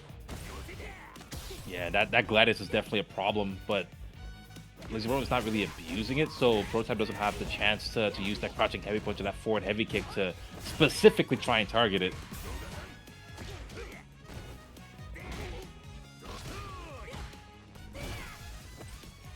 Keeping the pressure on, baits the parry. Prototype burned out. Scary place to be. Full stick of butter on Lazyboredom's side too. Her combo on burnout from Marisa is only -4, so Honda's not going to be able to get any kind of super. Gotta guess. Trading from the air to air. He has his drive gauge back, but the crouching strong hit confirm is going to take it. Lazyboredom is going to move on winner's side. Lazyboredom showcasing the Marisa, and he's honestly, his usage of the buttons and deciding what's best and when to use it, so good. I think that was the first real crouch and medium punch I saw from him, and it was at the perfect time. You know, we saw a lot of standing heavy punches at the right time for the drive gauge. We saw the heavy kick with punish heard around the world, but it was a lot of like doing nothing and then checking to see what Prototype wanted to do. And then when Prototype became passive, you would see a Superman punch, you would see a heavy punch, you might see a drive rush here and there, but it was generally really well timed and strategic on when the buttons were chosen, which I think is really rare to see in Marisa. Marisa is usually, when I think Marisa, I think Unga Bunga, go ham, get hit, win, beat your chest, whatever. But that was a show of how good her neutral can be in the hands of a master. Oh, yeah. Lazy, definitely one of the stronger Marisas for sure. Has been on my eye for a little bit now too. And now we got the Jamie mirror we were talking about earlier. We got exotic Tobi versus NA's best Jamie Azan. I mean, Tobi might have something to say about that. We'll find out. Yeah, he might. He might. You're right. Nice punish counter on the palm. Neo, did you really type gray hair and red hair like there was nothing more obvious? Come on, man. How about Azan Party Boy and Tobi Beach Boy? Azan is Beach Boy and Tobi is default. Beach Boy, traditional, default. Yeah, whatever, man. Bro said I had to really look at the hair. Like, wait, why talk about hair? What are you? It is a swimsuit outfit. Ooh, I like that. The palm retracting his hitbox to get that punish counter. That is true. That is Ultra Instinct. Yeah, I never thought about that. Looking like Blue Toad. Level 1. Yo, that was so quick. These young guys, man. That was definitely buffer too. Yeah, for sure. If I see you coming at me, I'm pressing this button. Yeah, he saw green and the buffer was ready. Yeah, this game was definitely designed with the young in mind. That big punish counter roundhouse, crouching fierce, takes him to the corner. Scary place to be. Azan jumps out and the punish counter converting an exotic Tobi, tying it up. One round apiece. Okay, the Jordan 1s, I like that. Okay, you made up for your mistake, Neo. I mean, he do be rocking. He do be rocking the Jordans though. Low key, when I see it moving, I swear there's a streak on the shoes. Like, I know there isn't one, but I swear there is. Okay, low forward into Rekka's gonna take that first drink. What up, Doc? Aren't you like 19 or something? Doc? Come on, bro. He's older than me. Shout out to Doc Morales. Congratulations on second at Midwest Mixed Fest, my homie. It's all good. Azan, only old people play Dawson. That's all that, it's all good. Ooh, counter hit, and Azan cleaning up that first game.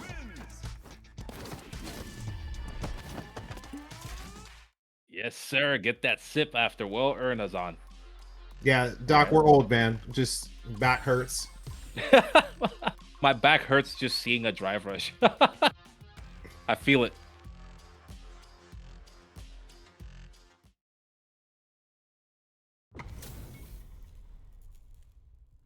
This is probably the first time ever people are talking. He counter-picked with the beach outfit. Oh, let's go. Let's go. He took off the Jordans, and this is weighing me down. Yep. Sweet punish with a sweep of his own. 2 drinks on the side of his on. We got some old SF4 music. Okay. The Seth? Yeah. Oh, man. Okay, I see you. Oh, man. I love the SF4 soundtrack. Safe jump off of the light Bakai. Stand medium punch confirmed, but didn't get the combo. Ooh, he hit him with the -2 okie doke. That's crazy. Yeah, never a doubt, man. Drive impact, draining that drive gauge, gets the drink after. Not gonna do the level 1. I think maybe level 1 would have been smart there. He neutral jump. Neutral jump to the dive kick. Azan taking a huge chunk of damage. He needs one more confirm. Empty jump throw on the parry. That was so smart. Important round there for Tobi, but wasn't able to close it out. Azan staying true and strong, stable. Whereas Tobi, I think a more exotic and chaotic style. The name is definitely accurate. Azan trying to control this chaos. Good throw tech from Azan. Trying to work his way out the corner. Ooh, that stand roundhouse. Drink. Shimmy gets the throw. Oh, wasn't ready? that enough? No, not quite. Ooh, Safe jump. not though. enough. Ooh, DP on the neutral jump. Very nice.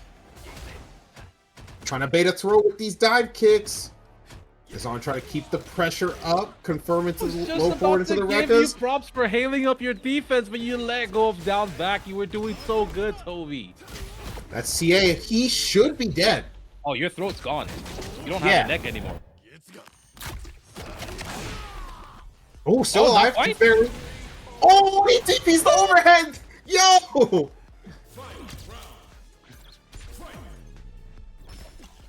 Yo, they're about it.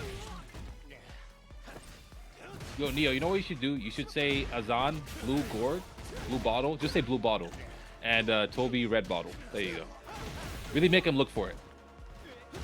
Azan whiffs. Oh, gets the throw to whiff. Has the corner now. Safe jump again. Rekkas, that's going to be a perfect KO. Azan. Up 2-0, man. Can y'all stop saying Doc in the chat? You're confusing me. Yo, shout out to my man Doc Morales 24, man. That's my goat. That's my sim goat, man. I'm like, did I do something? What? Beautiful conversion.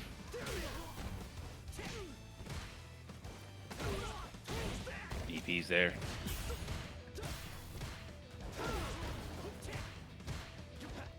Exotic Tobi keeping the pressure on. This is where Azan can make something happen, finally getting a hit. I like the delayed Rekka. Getting the counter hit, sweet whiff punish. Man. Blocks the drive reversal, doesn't get a punish. The delay. I love the delay from Azan just in case, but Tobi was still able to fight his way out. Nice jab interrupt. Gets the DP, first drink online. They're both whiffing stand roundhouses. We palm, baby.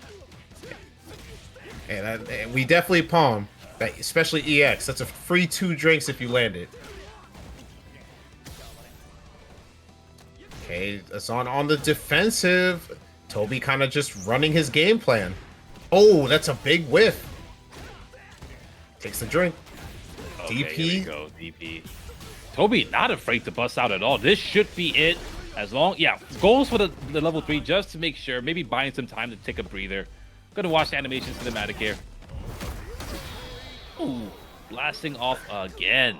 Yeah, Tobi staying alive barely. He's got to make, if he wants to win the set, he's got to win 2 more games. Yeah, oh, Abigail theme? I'm having flashbacks right now.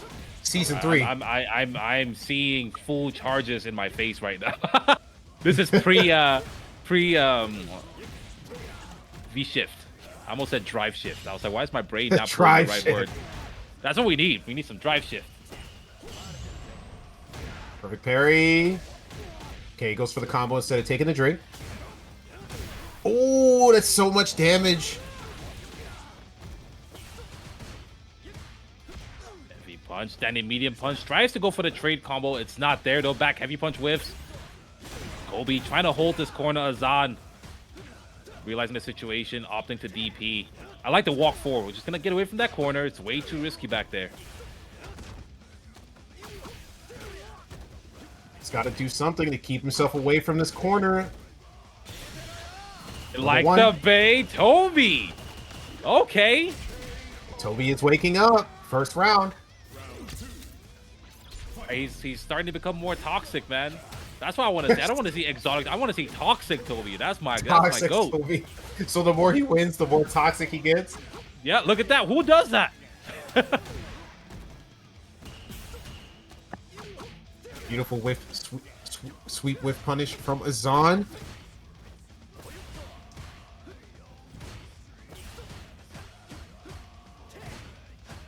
And we're just checking the flip flops. You know, want to make sure they're on good. Nice punish counter into the DP. Takes the drink, level 3. Overhead. Oh, misses the throw. He's gonna be 4 drinks. V. Drive whistle, break up the pressure. Palm doesn't punish. They're both burnt out. He's keeping the pressure up. That Rekka is +1 on block and burnout. Yeah, and I like the spacing trap too. Just has the buffer jab ready. Again. Azan this time letting the palms go. Okay, they're both hair down, level 4. Long Azan hair, jumps, don't care, goes for the bro. side switch, gets grabbed when he switches to the other side, drive reversal, immediately burns himself out. I feel like he's going to try and activate level 2. There we go. Pressure. Neutral jumps, he jumps away. Azan playing very careful, drive reversal offensively, keeps him towards the corner, into the EXDP. Azan tying up the rounds. This is match point for Azan. Yeah, Tobi definitely in a decent position as well with the level 3, but Azan already taking advantage in this round. I don't know if Tobi's gonna be able to fight this one out, man. It feels like Azan is just really comfortable overall, just super stable. Tobi has to make something big happen. Yeah, Azan's looking super comfortable after that last round. Punish on the palm. You gotta know that spacing. Oh, okay. There's something big. Got himself out the corner. Up another punish counter with that standing level 1 target combo. Okay, tick throw. Gets a drink. And the roundhouse juggle into the... That's the 4th drink. I love that they gave him back that roundhouse juggle. Reminds me of Rufus from SF4. Please never say that again. Uh-oh, guess for games. What's the play?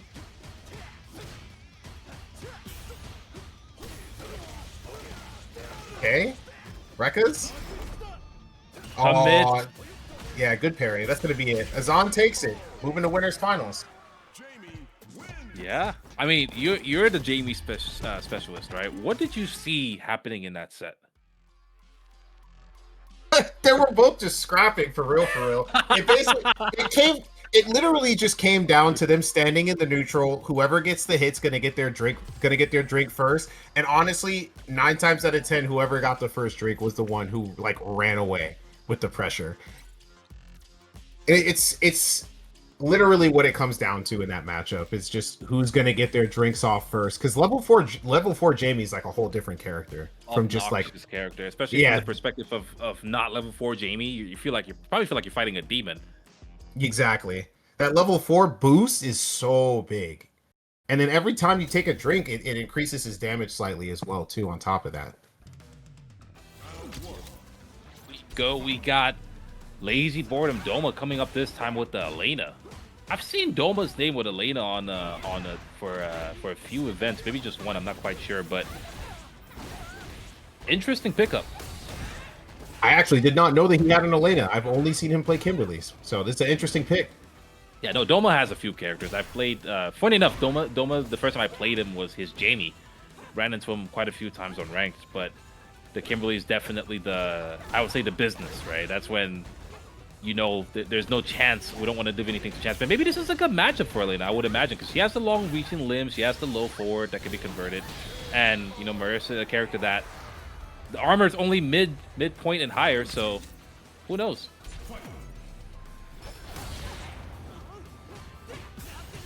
Okay, armor's through. Doesn't go for the command throw. Oh, Doma breaking up the pressure. It's going to eat the Gladius, unfortunately.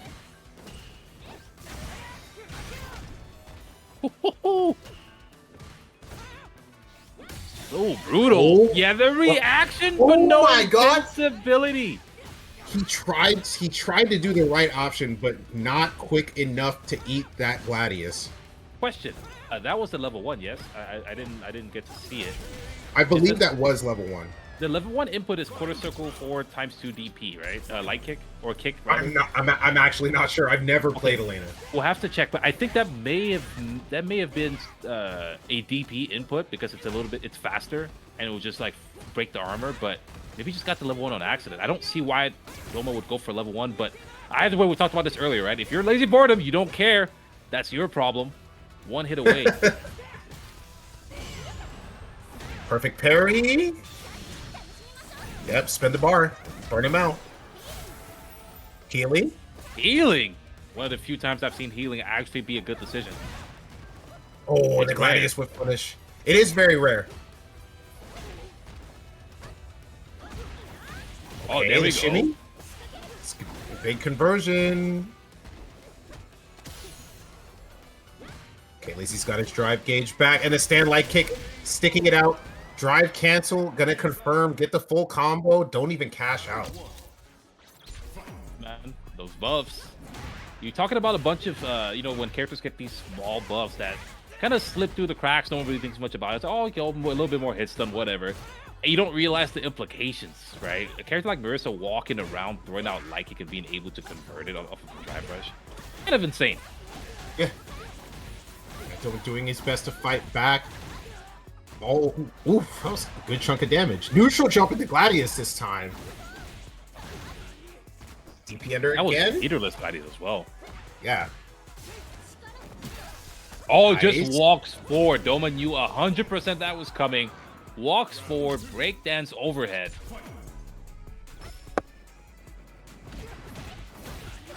Okay, going low, target combo.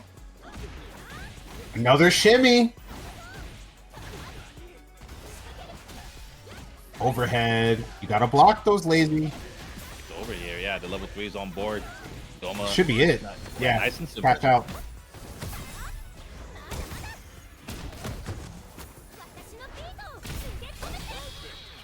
Oof. Doma definitely did him like Tobi did his router. sorry, Tobi. Sorry. My fault. I'm getting hit, huh? We love you, Tobi. POV, you're the router. Okay, all the way to the wall. I'm sorry, Neo. My fault. Okay, is it gonna hit? Harry on the super. It's gonna be a lot of corner carry too, all the way into the throw. Punish counter. No armor out here. Stand roundhouse was beautiful. Gonna get a full combo here. Obstacle for the safe jump. Back heavy punch, but Doma's not holding that drive reversal immediately. And now Lazyboredom, not too much drive gauge on board. Okay, we're sneaking into overheads, Doma. You know, that in itself, it's its own unk check. Like, I really believe you're not only are you stable and you're not gonna do anything, you're not blocking this. I definitely would have got hit, for sure. Yeah, because, you know, you wouldn't do that on, like, a youngin'. You know they're mashing, right? Yeah. But that's like calling you an old man twice. Not only are you not gonna mash, you can't react to this, but Doma has the corner now.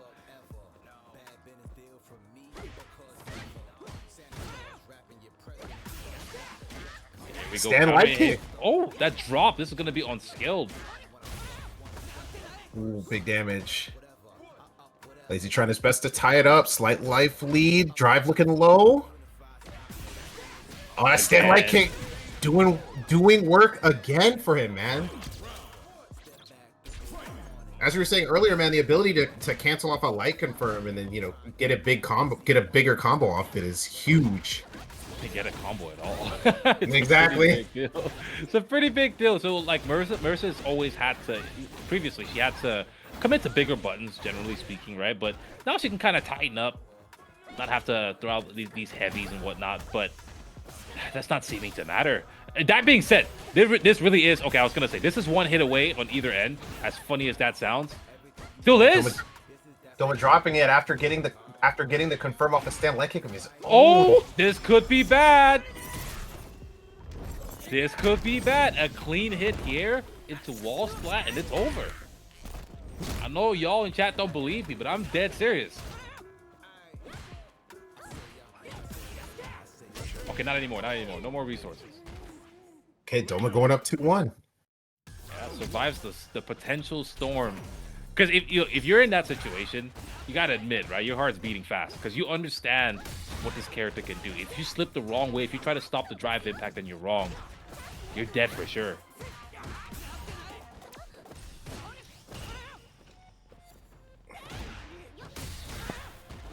Ooh, Gladius to the overhead. I like it. Was that the overhead? That's just that was the poke, right? Heavy. It looks like the overhead. Yeah, they look very similar. Yeah, that one. I think that one was just the heavy poke. Oh, okay. Good to know. Good to know.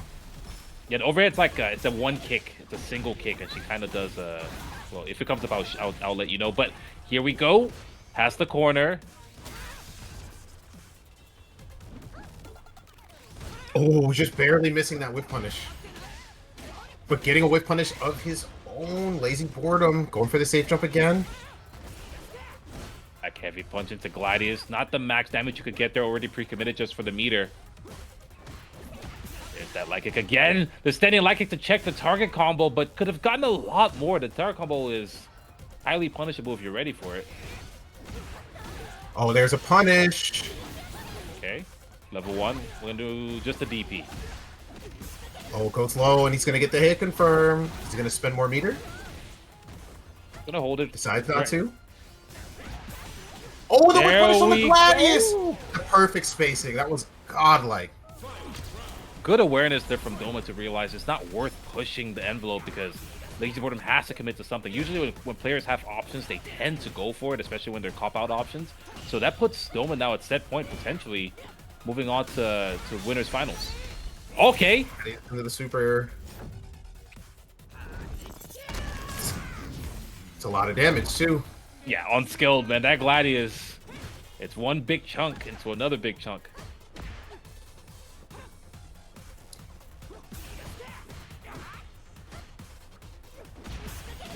Okay, big conversion for Doma. He's gonna spend it on level 3 yet? No, it just takes him to the wall instead. Not quite there yet. Blocking the light punch. Oh, it's over. There you go. Yeah. Again, Lazyboredom, his ability to choose the right button to close out these rounds and these games. So strong. Almost getting the throw. Yeah, the level, they've definitely both slowed down a good bit when it comes to playing. The mid-range is definitely, they're hovering a lot in the mid-range pretty often, opposed to Lazy just going in and trying to get the hit and, you know, do Marisa things. Yeah. I love that backdash from Doma after blocking the drive rush heavy punch. Only +1, so, you know, the risks to try and escape is relatively low. And the reward's pretty high. Goes low again. It's gonna hit. Doma, set point.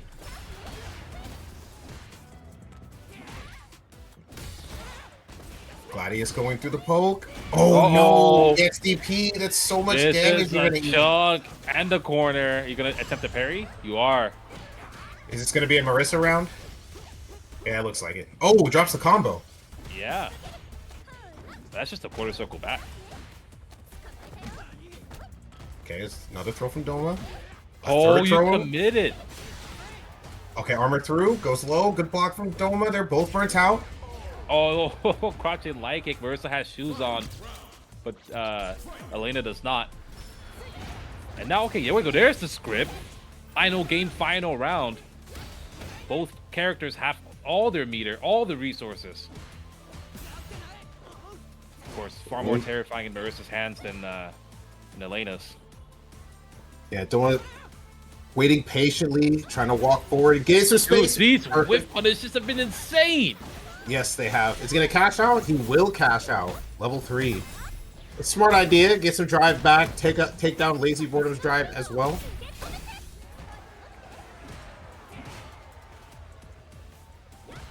Lazy has to figure something out quick. Perfect parry. Shouldn't be enough to kill. No, definitely not. But it might be a Wicked level 3 here. Oh, throw tech. Lazy's still alive somehow, and he misses and gets the throw tech. Gets hit by the shimmy, and Doma closing it out. 3-2. 3-2. Last game, last round, and a lot of it was just, as you mentioned, they slowed down in neutral. What I noticed though is that Doma was generally not committing too much, like not pushing the envelope on offense. I don't know if you would agree. Kind of like trying maybe, you know, one or two things. If it doesn't pan out, okay, we're just gonna back up and let you hang yourself if possible. And that worked out. That strategy worked out so well because Doma was getting a lot of whiff punishes that really mattered.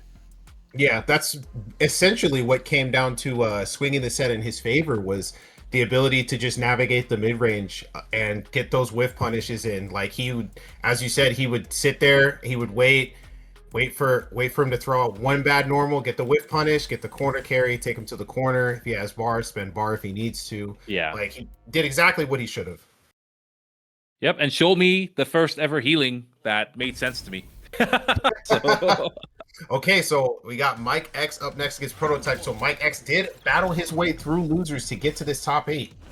yes, sir. No surprise there. Mike X, extremely strong player, Prototype in his own right as well.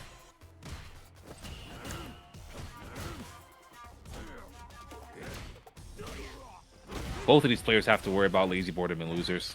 Worth noting, Prototype being put down here by Lazyboredom. Okay, now we're gonna have the plus frames. What's the mix? Yeah, we're not holding that. XCP? Yeah, you got to get away from me, bro. Nice anti-air. That's what I like to see. The Street Fighter 2, bro. Press medium from far away. VP. Yeah, it still works. Never a doubt, bro. That's what when people say fundamentals, bro. That's what they're talking about. Things that don't change. it'll be 30-25, and that'll still work. Put out more Tiger shots. Personally, I'm gonna be honest. I don't like that he doesn't have like the old school low series. Oh, here we shot. go. You one of those. Yeah. I think he should still be able to have the low Tiger shot, not just calm set down, on light kick. Okay. Relax, Grandpa. I think they designed him well for this game. I think that what everyone's asking for him would actually make him weaker in this game. I mean, I'm fine with being dead serious. Like I don't think he would function. I'm fine with the redesign. It's just like you're so used to having that low Tiger shot, and then now you don't. It's just like it's real weird. You only have it on I think it was what, Light Punch. Yeah, it's Light Punch for the low one. Medium is the mid high, and then sorry, the mid speed high one, and then heavy is the fast high one. But yeah, that last round, Mike X was able to basically steal that from Prototype. Prototype attempted the butt drop, but Mike X wasn't there. Able to make the comeback, and now potentially taking the first game. Yeah, Mike X turning up, staggering these +2 stand medium punches, keeping up the throw pressure. Gets interrupted. Jab hands level 3. Why is Sagat even kneeing Honda, bro? Like, he can't feel it. You know how many years of training? Wow, that jab interrupt was crazy. Doesn't get a follow-up. Oh, no parry there from Prototype, but also no punish. Mike X didn't get what he wanted, but I mean, I guess inevitably gets the end result of what he wanted, which is the win. He gets the dub regardless, but Prototype just kind of sat there like a deer in headlights. That Tiger Nexus, man, it's threatening.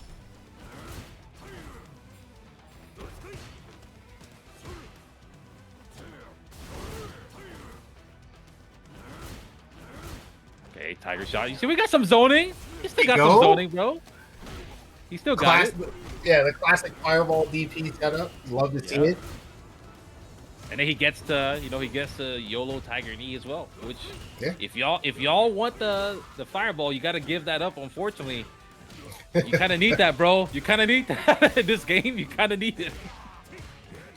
You're not controlling anyone in this game. Don't even try to put your bets on it. So I like this design a lot. I do get where you're coming from, though, just from a nostalgia standpoint. I get it.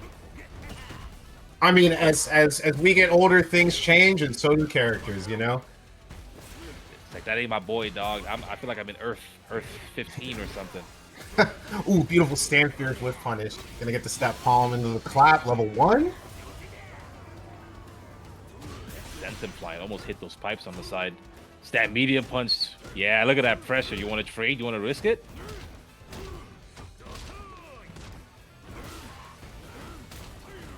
Okay, Mike taking advantage of the fact that Prototype is full screen. Got a volley of Tiger shots coming out. Drive gauge back online. Drive rushes in for the throw. Does it again. He's going to close that round out.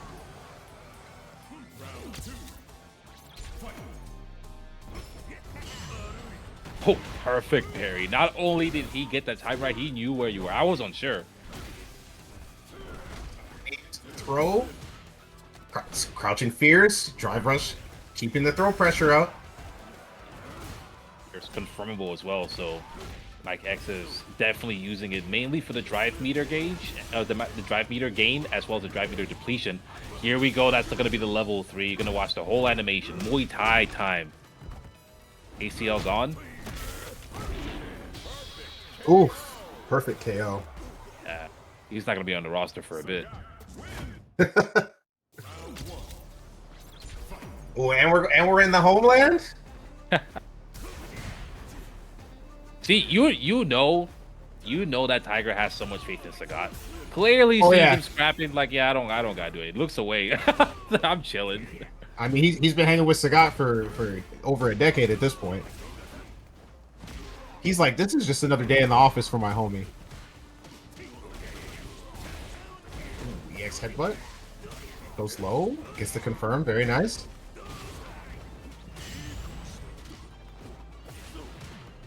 Good, perfect parry. No follow-up, unfortunately. Mike X will get the back throw for the side switch. Ooh, white show throw reset off the drive rush. Very nice. Well done from Prototype. Fighting back. I mean, has had a few moments, right? Like flash in the pan moments where it's looked really good for him, but able to close out a game is a whole different thing. Mike X has been able to really slow down the momentum whenever it starts. Like right now, it's looking good for Prototype. Can he maintain this, though? That's the question. Mike X is doing a really good job of just controlling the mid-range in general, getting a bit aggressive, which I think is actually what's costing him right now. Time getting on the board, get the level 3. The Ring of Fire is set. Oof.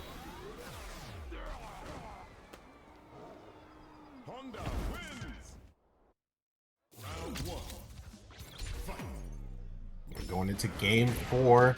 Ooh, immediate 99-second jump in. Coming from Prototype. Already has Mike X in the corner. Where's this stage base? Is this I think this is Lily's. Yeah, I think this is Lily's stage. Yeah, so I believe they're from Mexico. Okay. Looks so much like the Brazil stage in Street Fighter V. Like it looks really close as far as like the background and what's in the background. So I was kind of curious. I can see that. Okay, crouching fiercely drive rush, walks back, trying to beta reversal.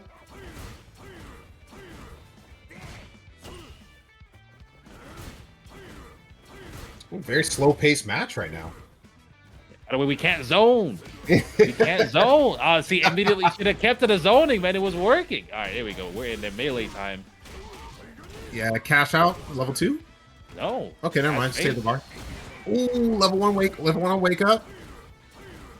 Mike's got to be careful. He's burnt out. Yeah, we're chipping. Prototype chases the back jump. Ooh. I was just about to say, be careful. Don't let your feet leave the floor because he could snipe that out with the butt drop. And Prototype was fully aware. I've been hit by that way too many times. I don't jump anymore in that situation. I'm good. Ooh, jumps before the stomp can land. That stands strong. Gets a hit, but no conversion. Back throw. Prototype is really cleaned up since the first 2 games. Ooh, big perfect parry. Okay, that stands strong. Doing wonders. Yep, level 3. That's it. And all this happened back to back in sequence because Mike X did not decide to use the level 2. Probably could have found a route into level 1 and at least depleted some of the drive gauge even if it didn't kill, but didn't kill. And I think in Street Fighter 6, I understand maybe you don't want to use level 2 in the first round to kill because if your opponent wins round 2 without using the meter, you could be in a bad spot. But there's some characters in some situations some characters you don't let live, some situations you do not let slide. You just have to end it. Worry about the rest after the fact. Yeah, I always say just spend the bar. If you got to spend the bar to seal it out, just spend it. Don't. I wouldn't give them another opportunity to live. Sir, and Prototype taking full advantage of the opportunity that Mike X so gracefully gave him, headbutting into the Tiger Shot. There's the jump. I told you, jump. Man. Yeah, every character has that. Mike's got to be careful with how he's placing these fireballs. Another big jump in like that could be the end of this round. Staggering these stand medium punches, baiting the parry, gets a punish counter throw. That damage adds up. Like Tiger knee. Oh, dangerous. That's it. He opens him up low. That's gonna be it. Prototype match point. Yeah, loser side. This is your second chance. So if you're here and you're Mike X, this is for elimination. You can't lose even another round moving forward. Prototype has a little bit of wiggle room, tries to whip punish the crouching heavy punch. Fortunately for him, Mike X went for the heavy punch after the fact instead of the crouching heavy punch. Yeah, only can get the target combo from that standing fierce. Okay, butt slam. Goes low again. Good block from Mike. Trades.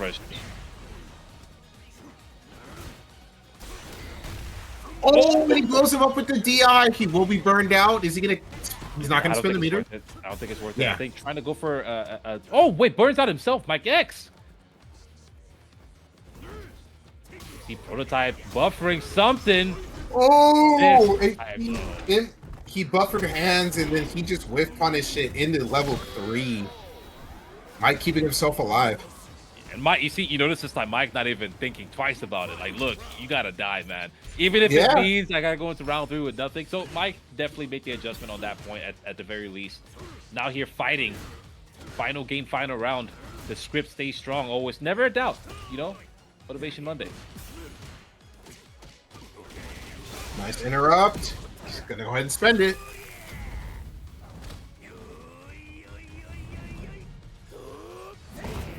Yeah, that drive meter is looking really healthy for Prototype, but not so hot for Mike X, and neither is the positioning on the screen. Prototype has the corner. No, the plus frames are getting him. Another EX step palm. Stand fierce anti-air. Oh my god, and the whiff punish with the headbutt. Prototype closing it out, man. Ran it back 3 games in a row. He was down 2-0. Ran it all the way back. 2-0. And it wasn't like you know, like I think after Prototype made the adjustments, it wasn't even like a hard battle in that way. It seemed like he kind of took control of the situation and was able to comfortably win the next 3 games. Outside of the situation where Mike X, you know, of course, didn't spend the super in the first one, which could have been a whole different conversation we're having right now. But I mean, you give a player like Prototype the opportunity to live, he's not gonna waste it. Yeah, I agree. And he definitely took reins and used that opportunity to the fullest extent because he's still alive. He's moving on. Looks like we're taking an ad break right now. So any of you guys who are here, who are subscribed to the channel, shout outs to y'all. Appreciate you guys supporting Motivation Academy. And also, worth mentioning, if you're here, I should have probably said this before, but ! Match Reno. If you want to support, go ahead and you know, put that in there, help out the players. So putting on such a good show. Mike X, of course, ends up, if I'm not mistaken, in 7th place. I didn't. Yes, seventh place. Open up the bracket here. 7th place for Mike X. So good showing. You know, still make the top 8. You're gonna be on the graphic. You know, that's still where the cloud is at the end of the day.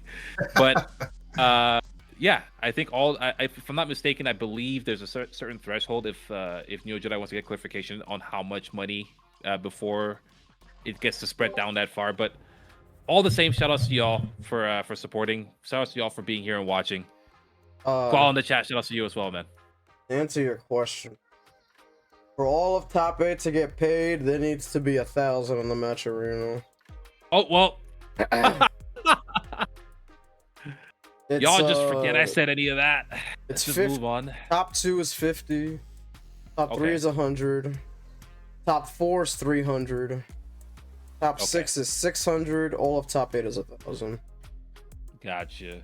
Okay, so the winner between Azan and Doma will be in the money, regardless, because we're currently at 52.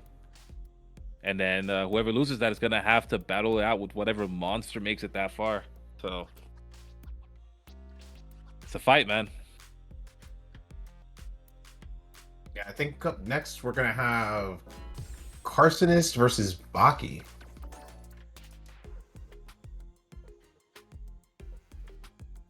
What a name.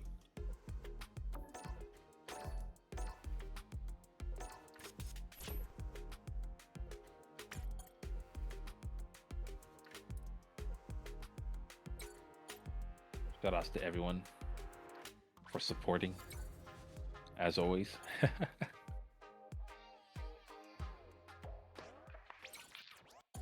Looks like we are good to go. Yeah, we're gonna have Kharsonist, of course.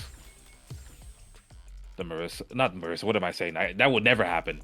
That would never happen. I don't even know why I even thought that. But Kharsonist, the Aki, Marisa. Yeah, Kharsonist Marisa, that would be demonic, to be honest. I don't even want to know how he would play Marisa. I'm good. And yeah, this matchup is an interesting one. Yo, shout out to Charles. This matchup is an interesting one because Cammy has a lot of ways around the fireball on reaction. And by a lot of ways, I really just mean the spin knuckle, right? But it does make a huge difference. Yeah, there you go. Already attempting it, Baki. Trying to send a message early that Kharsonist cannot use those projectiles. Not without consideration, of course.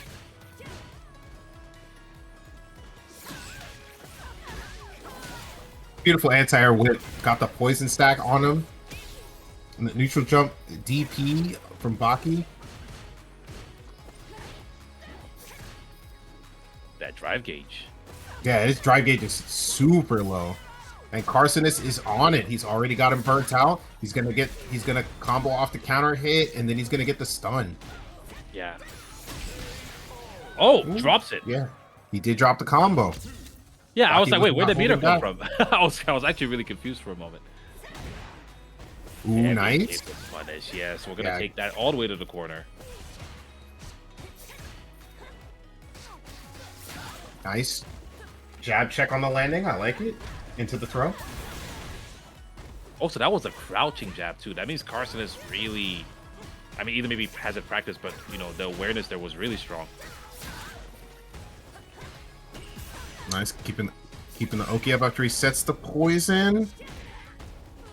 Kharsonist has to be careful. There's a lot of pressure that he can eat, and he gets hit by the EX hooligan. Oh, standing light kick after blocking the steady media punch from Cammy. We're not doing that. Don't press anything. Kharsonist is showing awareness. Of course, taking the first game. We got to talk about the fact that certain matchups, and people don't really necessarily talk about this enough, I don't think, but when a character loses or has a matchup that is supposedly not favorable for their character, and it's a struggle, a lot of times the really good players have grinded out the details of that matchup. You see right there, blocking a button, immediately knowing the answer. That makes such a big difference. Uh-oh, Okay. Time to burn, Knuckle. Yeah, it's gonna switch to the Terry. What do you think about this drip? The costume 3? Yeah. At first, I wasn't a fan, but it's definitely grown on me over time. Yeah, when he started moving, it changed, right? I think when you just look at it, it's like, eh. When he starts moving around enough, you're like, you know, it's not bad. Yeah, my boy got the drip on. It's okay.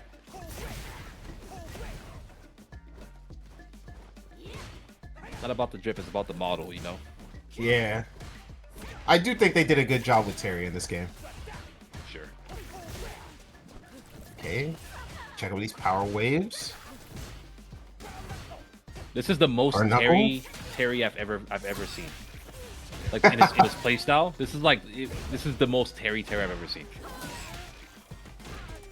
Maybe in Smash. I think maybe Smash is the most Terry I've ever seen.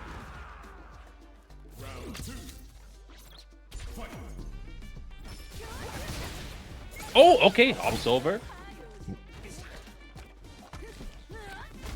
Okay, gets with a regular throw. More drive rush pressure. Oh, that's a whiff, but no full conversion from Baki.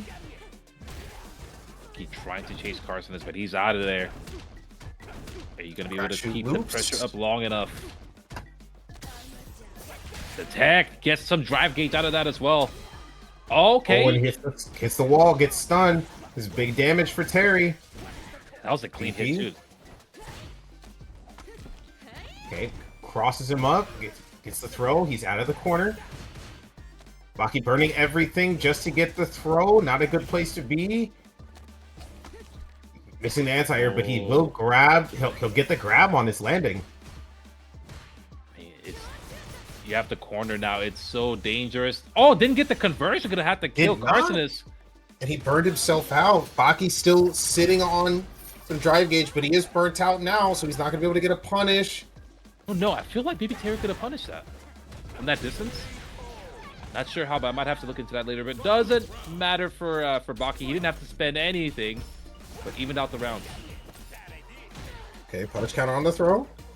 Decent chunk of life. Neutral jump. Shoulder tackle. Burn knuckle ender. +1. Yeah, it's +1, but are you really gonna press when you're in the corner? You know, that's the question. Ah, that's scary. Scary place to be in. Scary Terry. Ooh, the stand light kick with punish. Light kick is over. All right, the Terry pick working out for Baki.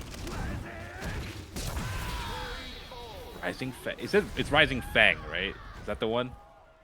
Actually, not too sure. That's what it sounds like to me.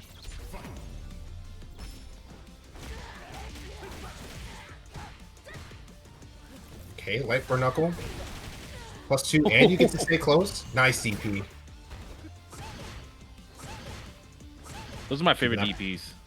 Like, I'm not holding that. Like, it's a very clear statement. Oh, big jump in.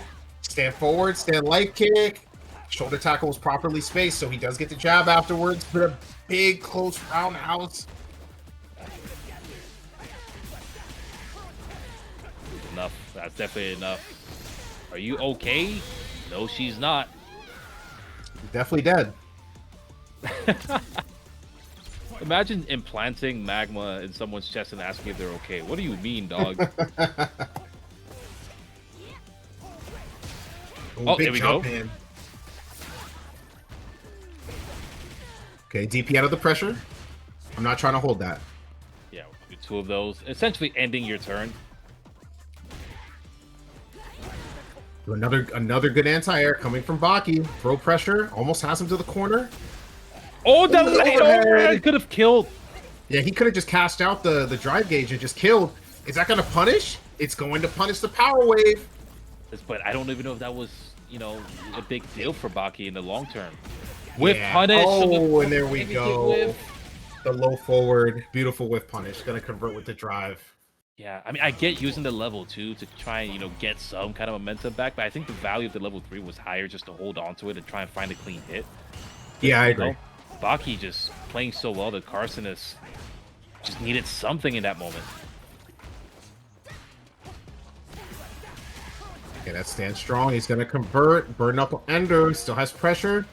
Good anti-air on the neutral jump coming from Kharsonist. DP out. Not a bad idea. Baki's drive gauge is looking a little low. He's got to be careful. Hey, this Terry pick, man. It's looking good. Yeah, it looks like the Terry pick was definitely the answer. Oh! Oh no, and that's a blocked burn knuckle. That's going to be a huge punish. That's going to be react. Yeah, drive cancel into the DI to punish it. Kharsonist is keeping himself alive. Yo, Pulse, we might have another final game. Another game 5. That's been happening quite a bit. The script is going crazy today. Nice anti-air with the whip. Makes the read. I think expecting a parry, but it didn't come. Either way, we're going to take the corner here for Kharsonist. Oh, okay, back to back. Serpent Lash. Yep, controlling the space with those serpent lashes. Blocks the crosser. Oh, whiffs! Yeah, the whiffs on the EX dive. That's crazy. Yeah, I might not have to spend any super the way it's going Baki. Overhead. Yeah, especially now. And it's match point for Baki. Yeah, this is losers, y'all. Kharsonist, you got to fight back now or never. DP as a combo. Okay. Had to be a mistake, right? Ooh, perfect parry on the fireball, but he eats the jump fierce, and then he's gonna eat the shimmy, the neutral jump. He's cashing out into the level 3. And that's it.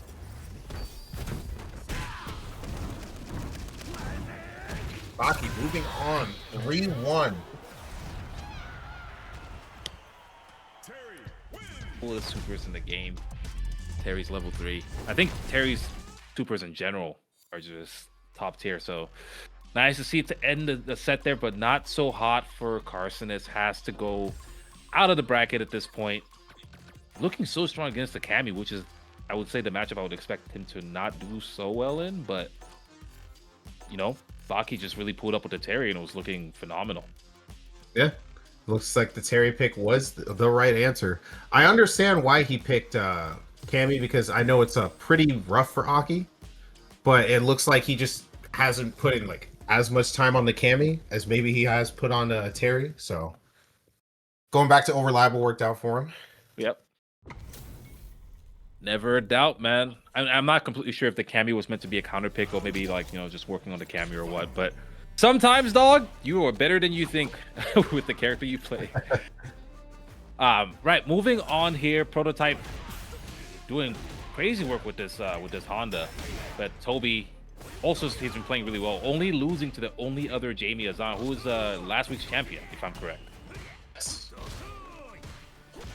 So Tobi trying to keep himself alive, man. If he wins here, he will make it into top 4. But he's got to get through Prototype first, and that whip punish back heavy punch, man, straight into the level 1 target combo. Oh, ooh. That was so smart to bait the DP. But that was a meterless DP. What was that about? I'll have to rewatch that to understand. But I mean, either way, yeah, Prototype. Honda specialist at this point, right? I don't think there are too many Honda players on his level. Probably in the world, but definitely in NA.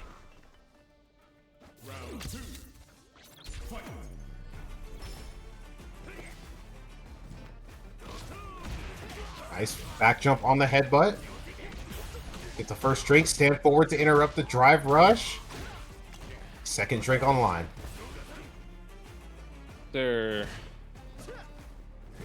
Oh yeah, attempts to try and roll back the hurt box. Prototype presses nothing, but also presses nothing even after the whiff. Tobi looking like he's in a pretty commanding lead. Shimmies, baits the parry. It's the drink, and he's going to wake up into level 3. Prototype. Yeah. Very common situation. I actually do think that's one of the best places to wake up super against JB after they drink after they throw you and then drink, because almost always they commit to something. Yeah, you are +7 after the drink in the throw to drink in the corner. So yeah, they're going to want to press something to keep the pressure up. Yeah, keeping the pressure up. Tobi is doing super well to the point where he's able to just sneak in drinks in neutral, and Prototype is just watching it happen. Yeah. Prototype is doing his best to try and keep the pressure on. Nice. Caught the walk forward with a jab headbutt. He has him in the corner. Okay. +2. Gotta respect that. Long range frame trap. Yeah, into the crouch medium punch. Okay. Stand strong into level 1 target combo. Mokhie. Go forward into the Rekkas. Has him in the corner. Misses the DI. Jeez. Oh, that's unfortunate, because if he did that like slightly closer, it would have broke through. Yeah, it looked like the last hit made contact. It just... I think the last hit traded on break. Yeah. Yeah. So... I understand.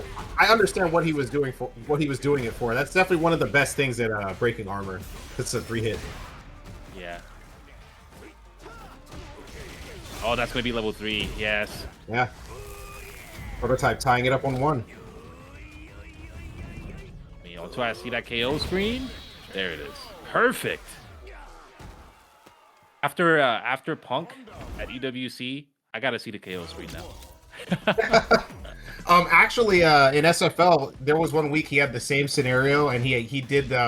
He just went straight into it, right? Yeah, straight into level 3, and it killed. Yeah. And they were saying on the mic, they were like, nah, they were like, Punk's never letting that EWC situation happen again. And I was like, I wouldn't either. To be fair, right, I said this, I think that's probably the first time ever that Punk actually tried to rob someone with Cammy. Because his Cammy's always been so stable, he's never actually had to scam people. So, it makes sense that he wouldn't know the optimal route. That was when I saw him do more, I was like, wait, why are you doing more? But he doesn't play that way.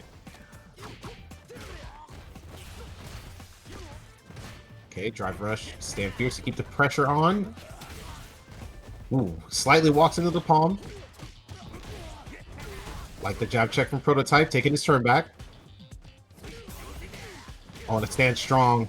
He's gonna spend everything. Level 1? Yeah, level 1. That's more than enough, especially after that clap. Once was a useless V skill in Street Fighter V, now has a lot of utility.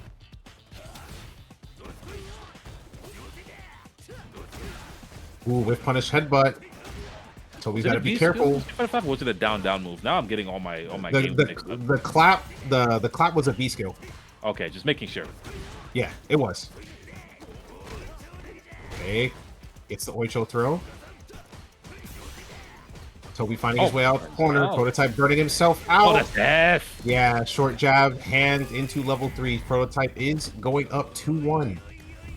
Which, by the way, Prototype's usage of the light hands have been so good. You don't really get to see the hands that often, especially the light ones. Only -4, by the way, so it's not going to be easily punished by characters with like the long range 5 frames. So you really do get to use it as like an old school special cancelable move from a distance and force your opponent to respect you, especially when you have level 3. Oh!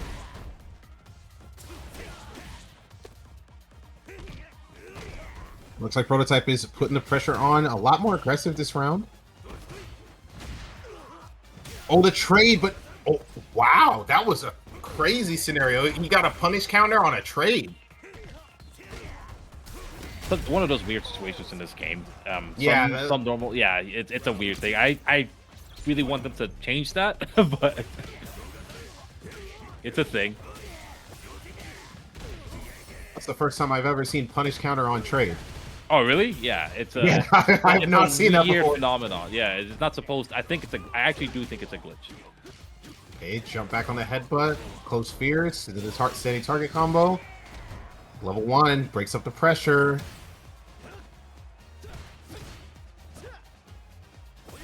Prototype just sitting there chilling. Still gets turned back with the jabs into the butt slam. He needs one more confirm into the level 2. I'm pretty sure that should be it. Oh! Yeah, the driver goes there. The DP Tobi not going out without a fight. Jab check from Prototype. No conversion. He needs one more hit, and that'll close out the set. Drive gauge almost back, and that's going to be it. Forward heavy kick. Over reliable. Honda players won't use it the entire set. Last and then just throw it out. Start watching your feet, baby. Yeah, no, good adaptation from Prototype. Again, just kind of similar to the Mike X set that he had, right? Where Mike had the advantage a lot of the times, and then when Prototype adjusted and adapted, it just seemed like he had full control. And pretty much the same thing happened there. Tobi was looking so strong in the beginning, and the moment Prototype started to really get into the groove, it got harder. So I think we're moving on to Lazyboredom versus Mokhie next. Yes, sir. It should be that one. Yeah, I'm looking forward to that one as well. Lazyboredom is an interesting player to me, just because I'm kind of a Marisa fan, and I like her design overall. Not because I actually like how she fights. I just like the mindset that she forces players into, and I like to see kind of what they do with that. And Lazyboredom is one of the ones that is actually making it work, because believe me, even though she's kind of ignorant, not easy to make her work consistently. So want to see what happens here. Mokhie, of course, a very strong player, playing 2 characters that I would probably say Marisa players don't like fighting. Terry's okay, of course, but I would say Cammy is not exactly ideal for Marisa. Now, that being said, we've seen the clips in Season 1 with Big Bird. One mistake, and she's sending you to the afterlife. So you got to be careful.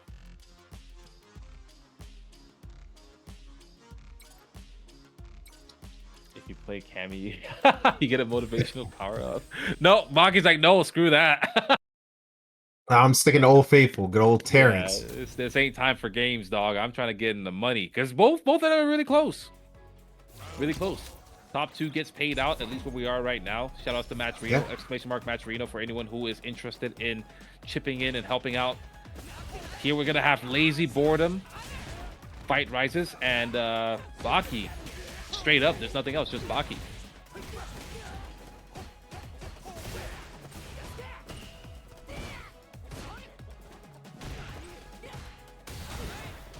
Armor's through, very nice.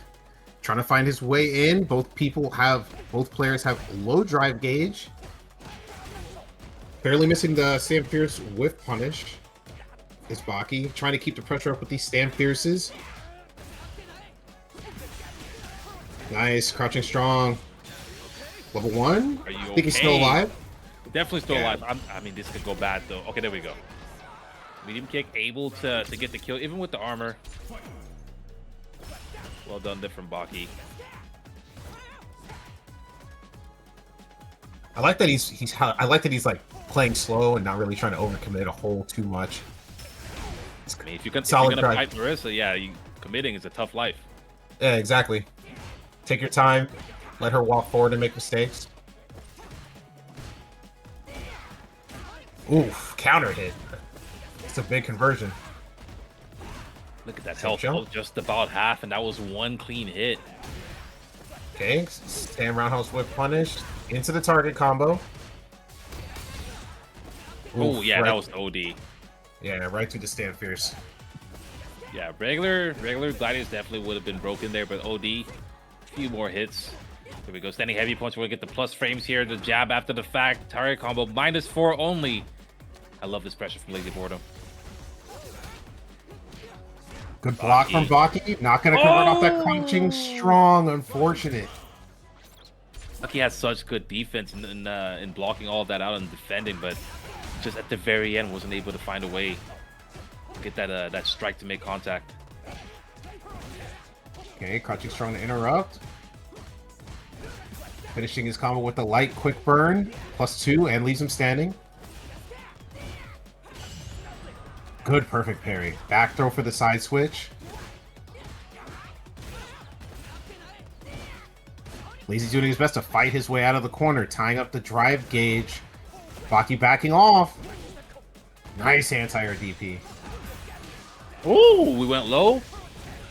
Yes, that armored meterless has zero. Sorry, that counter meterless has 0 armor below Marisa's waist, so going low there was perfect for Mokhie. Gets the full combo. Damn, that super is so cool. Yeah, I like his level 3 a lot.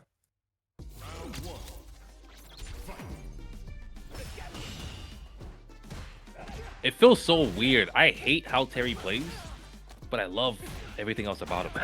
Like, all of it. Love his aesthetic, but I just hate how he plays. Staying there, come to interrupt, stomp. Oh, DP interruption. Rising Can't let him get away with. Can't let him get away with all that drive bush pressure. Big punish counter. Off the perfect parry. Scaled into the safe jump. Oh yeah, jump back medium punch. I think that's a bait. Max meter build. I like it.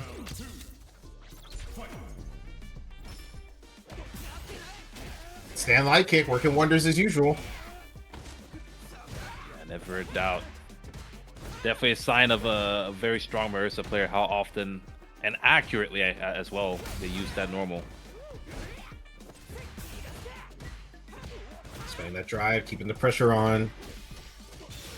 And the throw bait into level 2.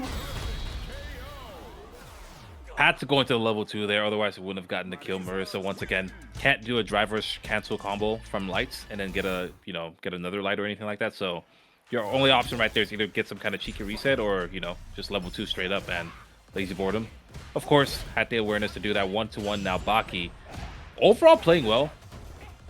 Let me see what the adjustments will be though. The overhead attempt. Yeah, that wasn't. Yeah, there was a big gap there, so he pressed throw and it did catch it. Yeah, that's the Marisa player special, by the way. They all tech. It's like part of the package. I don't know if you watch Gold Banks, but he has like an exclamation mark tech command. Heavy text. I don't watch him often, but there was an event, I think in Jersey I was at, where he was at, and I did see him play. He is really good. Oh yeah, definitely very strong.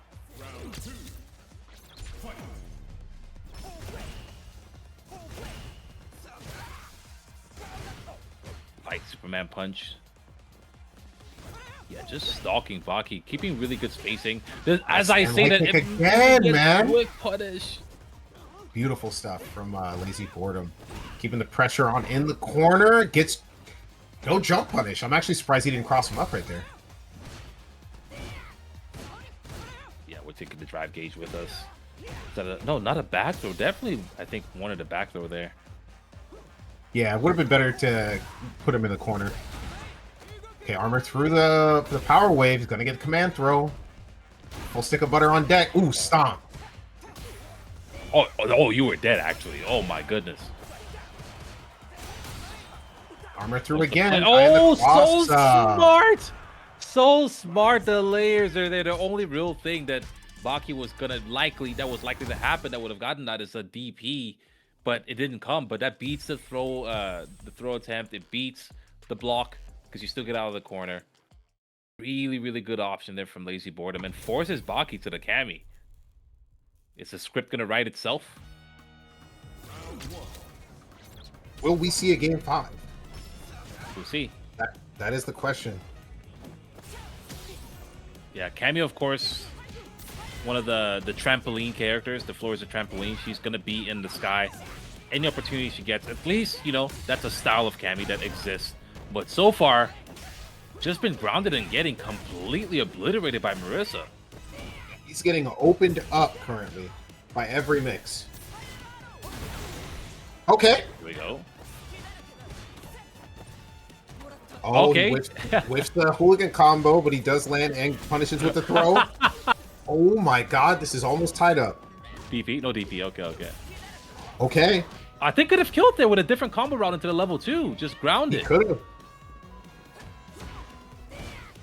Drive reversal. No, too late. Level 1. I knew it.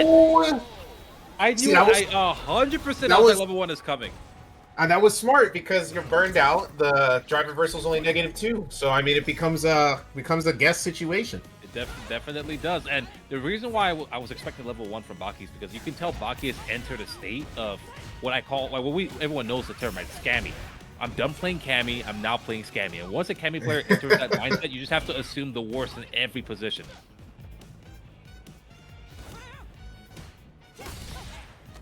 Armors through the standing roundhouse. Crouching strong conversion. Save the meter. It's not going to kill. Mokhie's got to do something. Pinned up against this corner. Walk forward. Back throw for the side switch. I like it. Yes, sir. With punish on the Gladius. Mokhie waiting patiently, trying to find an opening. Drive rush. Stand strong in a crouch strong counter hit. He's gonna get the throw. The armor's no good there. EX dive kick, throw again. I think Lazyboredom was worried about the super, so Mokhie was able to just do it the late throw, but Lazyboredom did absolutely nothing. You see, this is what happens when you scam someone. They start, you know, the antivirus is up. They're not sure anymore. Drive reversal. Keep the pressure off of him. Mokhie does have the drive gauge advantage. Lazy looking a little short. That stand medium kick. Getting the punish counter. One more hit will do it for Mokhie. 10 seconds on the clock. Both fully armed. Oh my goodness. He went for the overhead.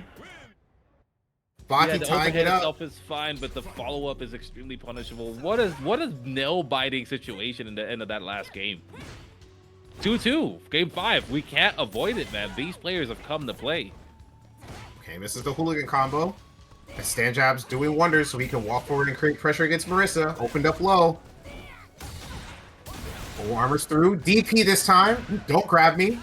Oh, that's a big roundhouse whip punish. Yeah, that whip punish was huge, but didn't get, you know, the max damage from it. And you need that. As we saw in the first round with Cammy, she's a hard character to kill. He waiting patiently, trying to get himself out of the corner. Stand roundhouse to interrupt the drive rush. Stand like kicking the spiral arrow. Oh! The throw bait. Could have killed. That's not gonna. Yeah, he could have killed again. Okay, Okay. doesn't matter. Does salvage the situation and manages to maintain the level 2 or the level 1. But yeah, definitely was able to do a standing heavy punch, DRC, crouching heavy punch, standing heavy punch level 2 in that situation. Maybe just, again, not too familiar with the character's routing, but the fundamentals are there. Yeah, stand jab whip punish, combos into low forward. Neutral jump, dodging the regular throw, drive reversal. Ooh, and that puts him at the perfect positioning to be whip punished by Gladius. Oh, and he gets shimmy. Round, aren't we? We're going to the final round, aren't we? His script is active. Oh yeah, oh yeah. Yeah. The script is on for sure. Lord Neo Judai, way too powerful. The script writers at his helm. final game, final round once again. Watching strong drive rush cancel. Good way to open up. Yo, I'm not gonna lie to you. This is bad. You gotta It's a rough commit. Yeah, it's a rough situation to be in against Marisa. Backdoor for the side switch. Can he make something happen? Drive reversal. Offensive. I like it. Oh, that's it. He should be dead. Yeah, that's death. That's death. That's death. Actually, goals for the Gladius. You know, the heavy Gladius into level 3 can be a little bit sus sometimes. That's why, you know, usually just go for the Quadriga. But no, all good. Lazyboredom. The adjustments were there on the Cammy, but Baki was putting up quite the fight. I think that if Lazyboredom didn't get this huge lead, this huge advantage in the beginning of that last round, that may have not gone that way. You know, it was just one of those things where it's like Baki just had to commit. And that's the threat of Marisa. Are you really going to do that DP that you know you have to do, or are you going to take this throw and then be in the worst position later, you know? And he took the throw, and that was I think the deciding factor. But good work to both players. That Cammy was doing work, the Terry was doing work, but in particular that Cammy was a good balance between Cammy and Scammy, I would say. He almost had that with the Cammy pick. So good stuff to Baki going out at 5th. Lazy is moving on to top 4. He will have to play Prototype next. I don't know. Yeah, that'll be a good one. I think we're going back up to the winner's side now, I believe. I would think so. Yeah. I would think so. And who put Prototype in losers? That was Lazyboredom. Oh, yeah, Right? so that is good. Yeah, I think so. Right? Yeah. That should be a run back. Yeah, so Prototype has the opportunity to get the run back, but again, you know, Marisa she doesn't have many matchups where her tools naturally counter the other character. This is one of them, and it's rare. It is rare, but this is definitely one of them. And with Lazyboredom kind of sniping out the headbutts as we saw with Gladius and the occasional butt slam, kind of just ignoring the butt slams for the most part. I think it's going to be an uphill battle for Prototype, but it's not impossible for Honda by any means. It's still just one of those matches where the Honda player has to adjust to the player they're fighting, just because the character they're fighting is, you know, has so much to say about their tools by default. But Prototype's warmed up though. He's been playing really well, so let's see if that continues.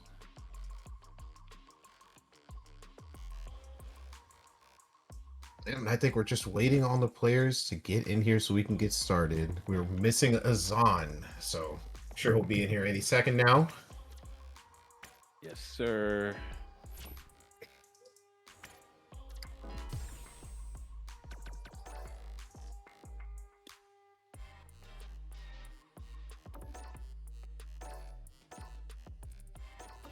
Jamie Goat, Bray. I love the name. There's a gold Bray. Yeah, there's a gold Bray. Come on, man. Come on, man. That'd be so funny if it's just him. It probably is.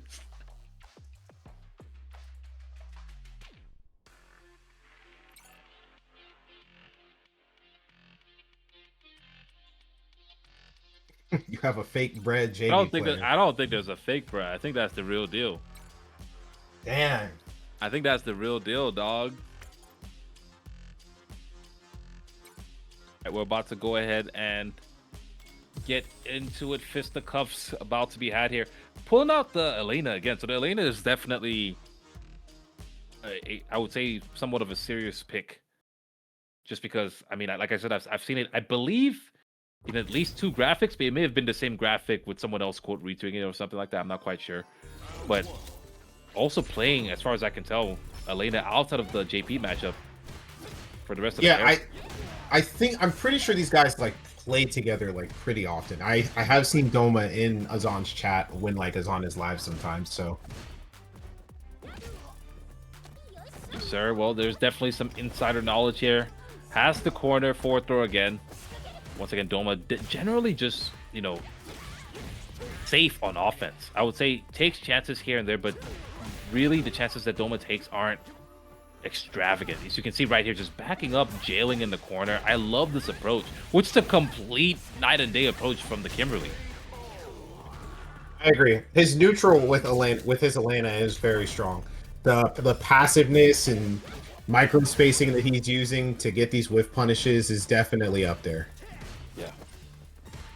Oh, there we are. I believe that button is forward heavy punch. I could be wrong.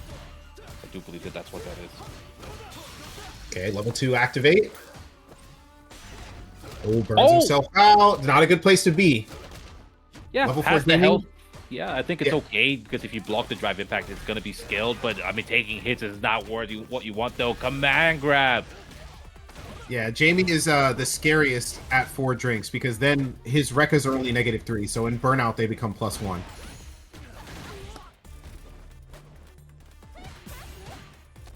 He needs it. Yeah, he needs it. Ooh, a Sandlight Kick Drive Rush. I think he's gonna go. Yeah, he's gonna go ahead and spend it. Should be it. Pretty convincing first game from Doma. Their Doma to Elena looking clean. How about that? Kimberly players do have footsies.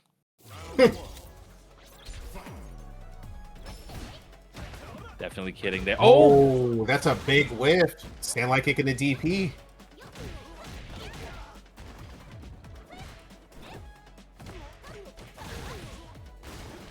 Yo, Doma's footsies are on point.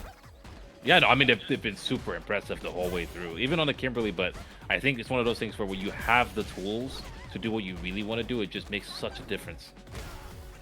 Azan trying to go for the shimmy. Whoa, big misinput.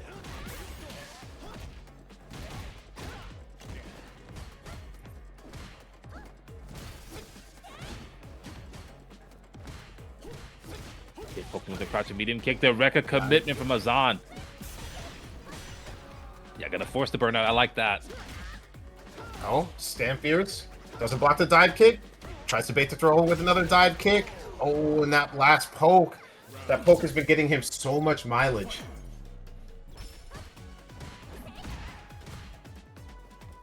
Stand forward punish counter. Unfortunately, doesn't get the conversion off of it.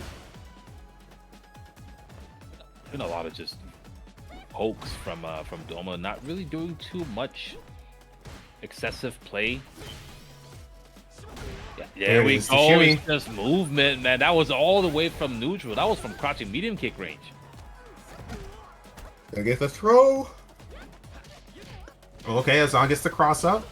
EX palm. Misses the sweep, but he will get a normal throw. Most hilarious thing about missing that sweep is, oh, cool, natural setup. A lot of people press because they don't know, and then they just get counter hit. Okay, yeah, that's gonna be it.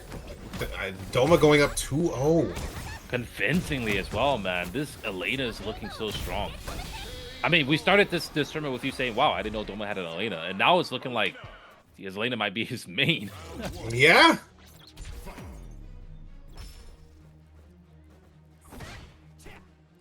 Yeah, poke with that standing heavy punch.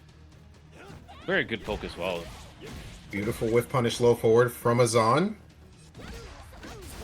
Yeah, this neutral from Doma and Elena proving to be really strong. You can tell, I mean, as good as Jamie can be in a lot of situations, these are the moments that kind of highlight his weaknesses. His lack of range in normal attacks really makes a big difference against a character like this who has so much control in neutral with the button distances and the button threats. And now Doma at set point, this grip might be completely out the window at this point.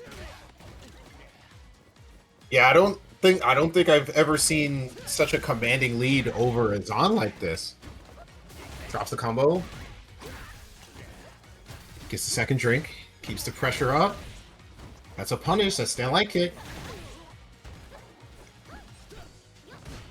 Oh yeah, now we're whiffing. I think Doma pressing more buttons, more so to threaten Azan to let him know. Just because, you know, you need the comeback doesn't mean you should be, impeding in my space. Oh my goodness. Interrupt the drive rush. He's going to cash out.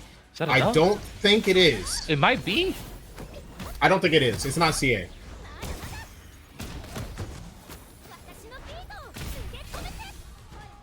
Was close. Azan barely still alive. He has super on deck. What's he going to do? He has drive. Okay, EX. Misses the combo. And Doma going low to close it out. Doma's moving on to winner's side grand finals. Yes, sir. And I love the crouch and medium kick option there from Doma. at the very end, because that's one of those situations where you just need one hit. I'm not too concerned about confirming this button, which means it essentially just becomes a god button immediately, right? Yeah. Because usually it's like, it's okay, you can't really DRC. It's like, oh, she only needs one hit. Oh, I can't move anymore. And so, really good button choice there from Doma. I really like the Elena and how it's looking. I wonder if that's a long-term pick or if it's more of an experiment, because Doma has experimented with a few characters. If you go to Doma's profile on CFN, at least last season, you would see like a bunch of characters like 2KMR, whatever, to 2100. So you never really know. Yeah, no, a bunch of them. Like, bro has time. Bro has time to learn some characters. So I never really know if it's like a fun pick or a long-term pick, but we'll see. It's looking very strong. Moving on here, we talked about this quite a bit already. Lazyboredom coming up here with the purple J's. Prototype still on vacation. How many what is it called? How many PTO days do you have? Honda, I mean, hey man, I guess he's just like the CEO that takes off when he wants. CEO of all of Sumo.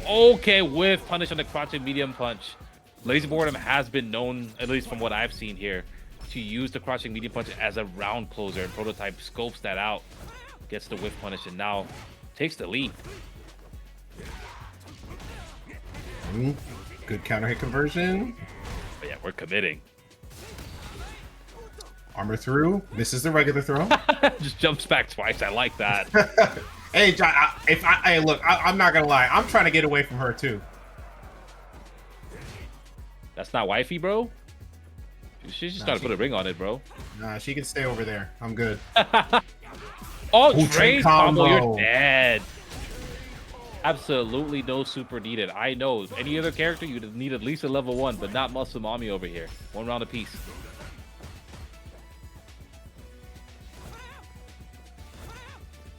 Oh, we're just whiffing Gladius. Oh, that crouch strong. Oh, drops the combo. Unfortunate. Still attacking that drive gauge. Prototype. Still, just he's very playing very, very like he's not really moving too much. He's basically just holding his ground with neutral. Yeah.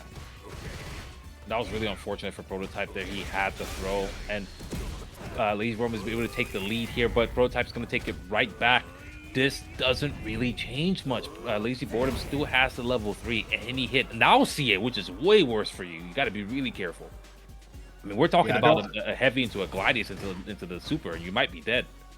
Yeah, I think I would have agreed to just, if he would have just did it on the next combo where he knew it would have killed instead of giving her CA, because this could come back to bite him. Drive gauge was low. I guess it was an educated decision just to, trade one monster for another, and this is not the monster you wanted. Maybe it is. He dropped. Never mind. Lazyboredom handed on a silver platter, and Prototype, again, we've seen it every single time someone gives Prototype an inch, he takes a mile. This might be the beginning of the end for Lazyboredom. Smiled down on Prototype for sure right there. He praises the sun, man. Yeah, he does. Smiling back, yeah. Okay, EX headbutt. With punish headbutt. Love to see it. Another one? We're doing it now. The confidence is here. I told you, you give him an inch. He's feeling comfortable. Perfect parry. No full charge. You can't get that. You need a standing medium kick. That's the best you can get in most conditions there. You still get the back heavy punch after. You don't need the charge. Oh, here we go. A drop reversal, breaking up that pressure. Trades. Crouching strong, stand strong trade. Plus on block. Oh, he's gonna do it. Very nice. He smells blood.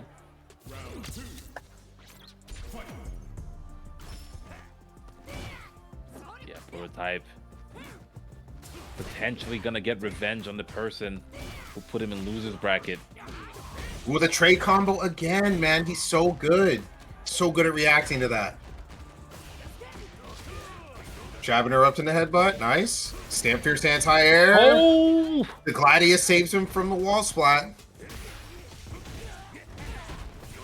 This is dangerous for Lazyboredom. He can't really take a throw. If he takes a throw, he'd be in kill range immediately after. Yeah, both players are low on drive. Prototype burning himself out. This scary place. This is the scariest place to be. I say risk the butt slam. That's my call. Okay, that's gonna be hit. it. Yeah, I mean, meterless you go. want to do the slow butt slam because that's the hardest one to perfect parry, because everyone kind of perfect parries at the timing of the fastest one. Same with the headbutts. Delayed throw tech from both. Very nice. Back throw. Coming from Lazyboredom. Gonna get the counter hit. Level 3 on wake up. This is actually a terrible place to be for Lazy because look at how low his drive gauge is. Yeah, I mean, it's a 50-50, right? Because if he wakes up with level 3 here, it flips on its head. Oh, is that gonna hit? No, he it's blocked not. it. Okay, Prototype doesn't okay, opt he to go knew. for the burnout, though. I think the burnout was the play in that situation. Yeah, I agree. He gets it anyway. All good. Oh, Another you're trade. screwed. This This is is Honda not- holding down back. There's no Oh. way out, dude. It's over. That Prototype going up 2-0. Is he about to win the run back? Lazyboredom dropped the combo on Prototype. Like I said, once people make mistakes on him, it just seems like they can't find their footing after the fact. Nah, we had a match earlier where someone did the same thing and he ran it back 3 games. Yep.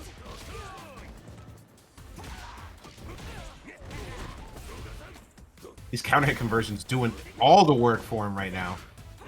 Hold up, Prototype. I see you. But Lazyboredom has something to say about it. This is far from over. We've seen the reverse 3-0, as you mentioned, from Prototype. So it could definitely happen in the other direction as well. Oh, that's gonna be it. Should be able to I need cash the out. level 1 here. Yeah, I think you need the level 1. Yep. Just to make sure. You never want to leave him alive. You don't have let to. him live. Don't let him live. I wouldn't. Especially the way he's playing right now, where he really is taking a mile every time you give him an inch. I don't think you should give him anything. Yeah, exactly. Don't give him any room. Good interrupt on the drive rush. Baits the DI. It's gonna be a big punish. That's a huge Safe punish, jump. and that was for no meter. Butt slam, side swap. Yeah, that was a slow butt slam as well. Like as I was mentioning, you saw Lazyboredom press the parry a little bit too early. One of the strengths of just having something you can just use whenever you want when you're in the corner, but burnt out though, held all of that with no parry inside, standing light kick. And light kick, the classic into the level 3. Never a doubt. I just need one hit to kill. I'm just gonna keep pressing X until I see it make contact. It hit, I convert. Yes, I'm alive. I did it. I won the round. I'm just better at neutral. That's one of those buttons that make you feel really good about your neutral. Like you're not really doing much, to be honest, but it just makes you feel good. Hey, get your neurons firing in your brain. Ooh, yes, Gladius. Loving the Viper music in the back. Ooh. Punch after the medium punch. And Okay. baited. You're dead. Yeah. Usually that wouldn't kill in that situation because Honda a little beefy, but punish counter.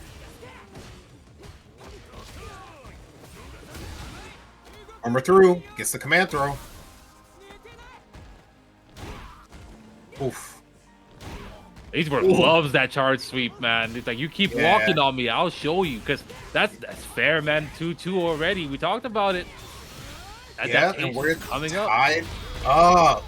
The script is too strong. Game 5. Lazy woke up. He was like, "Look, man, I already put this guy in losers earlier. I'm gonna have to send him home too." I stand like it. Again. I thought I saw something. I'm pressing it.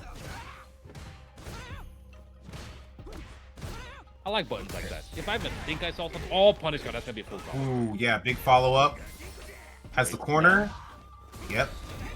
Handed stomp. He did it again. He fell for it again. There's no way. I mean, that was a pre-committed Gladius. It wasn't a reaction. Unfortunately for Lazyboredom, it just was a bad timing Prototype using the butt drop more and more, which I agree with 100%. There's the parry. Finally saving that drive meter, but you're gonna get comboed. And the drive's back, and the double overhead. Lazyboredom. He's on match point.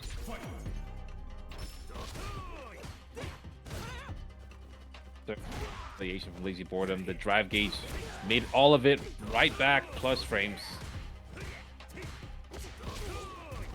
Oh, 3 times the charm, never a doubt.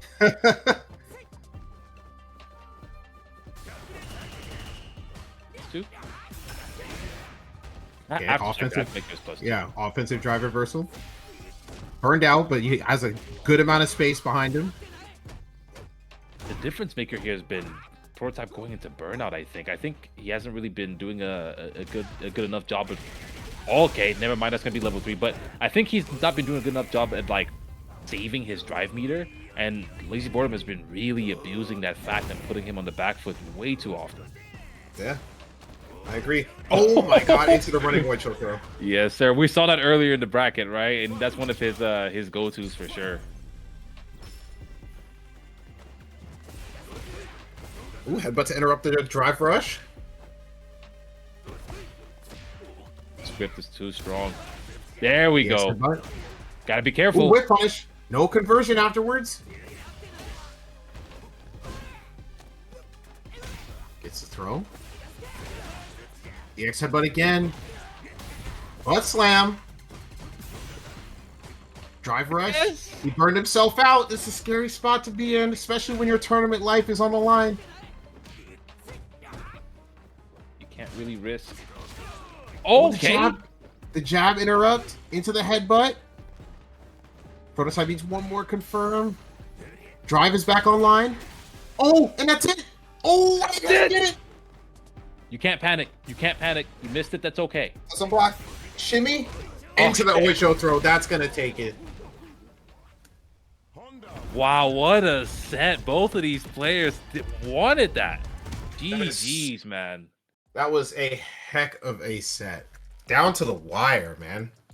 Yeah, I mean, it was extremely back and forth. You see the adaptations happening in real time. And Prototype just said, you know what? Forget my drive meter. I don't care about that. I don't know what the strategy is there, but I mean, it worked. It worked out in the end. He was able to clutch it out and get the set 3-2. But I think Lazyboredom was definitely attacking that drive gauge hardcore, and that was the difference maker in my opinion. I think that's really what changed, because when Prototype had resources, he was doing fine.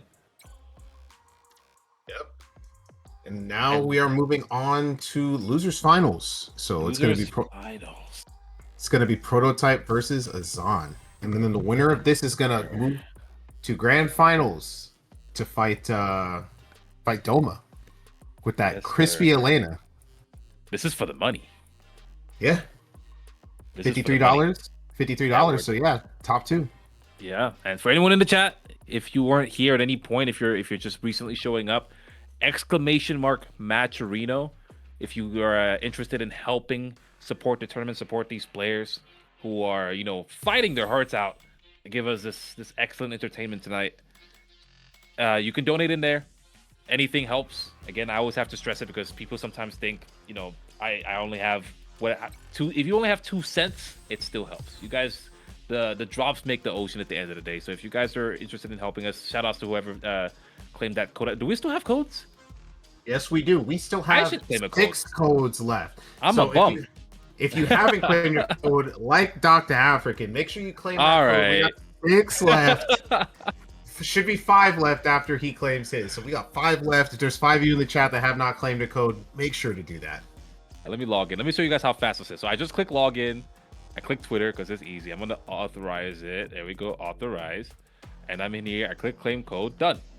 It's that fast. That was like 10 seconds. Anytime. Yeah. Yeah. It's extremely quick. It's like a pit stop in cars. I got to worry about it. And then we got 3 codes left. Two codes left. Can we get 2 more? Yeah, we can get 2 more. Y'all got this. Azan versus Prototype. The greatest Diamond 5 player on the planet versus probably best Honda in the US. I'm sorry if I'm forgetting anyone. I can't really think of anyone right now, but I'm sure there are others.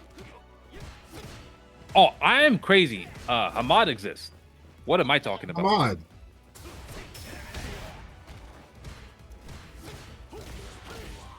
Okay. Delayed Rekus for the counter hit. Very nice. Already got Prototype on the back burner with the burnout. There it is. Standing heavy punch, immediate cancel.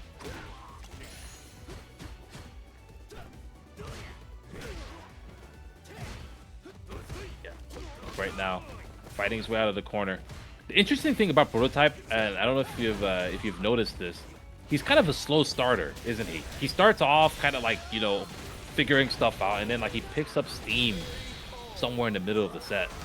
Yeah. I think there's a good handful of players that are like that, and I honestly feel like I'm probably one of those players too, where it's not really over until like you've lost the third game, until like those first two matches are just data until you're like actually out.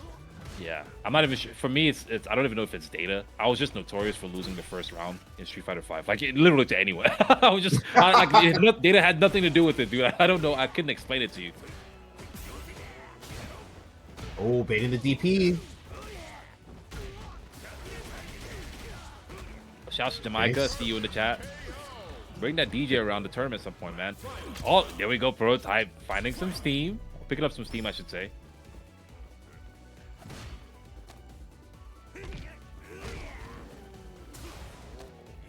Okay, regular throw again.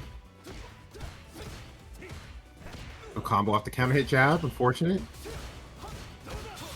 Commits, but yeah, has the level 2 to back him up. Prototype guesses right. Oh, yes! We're gonna press the jab again. You wanna walk up on me? You think I'm gonna pair? You think I'm scared? Nah, buddy. That's a chunk of drive gauge, too. Yeah.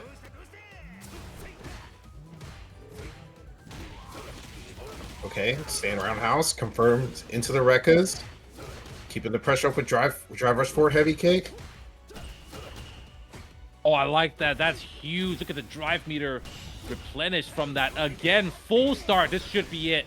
More than enough, if I'm not mistaken. Level 1 here. Send them flying. Yeah, that's going to be it, for sure. Prototype moving up 1-0. Bruh.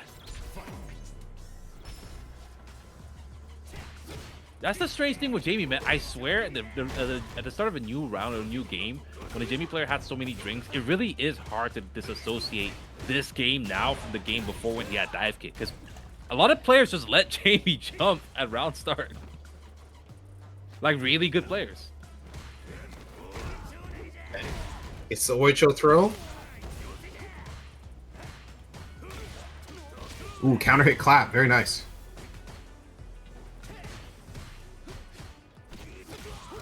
Okay, opens him up. Medium kick. I like that. Yeah, we'll forward into Rekkas. Oh, and a big punish on that baited DP. Prototype, I know you're saying he starts slow, but it looks like this set he's starting hot. I mean, he started slow the first round. I think he's getting hotter and hotter as the sets go.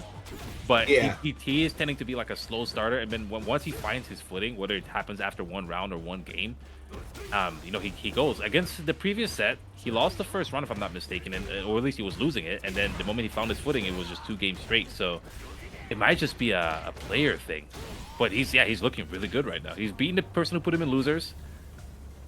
Right now, he has to go through Azan the GOAT, stuck in the corner.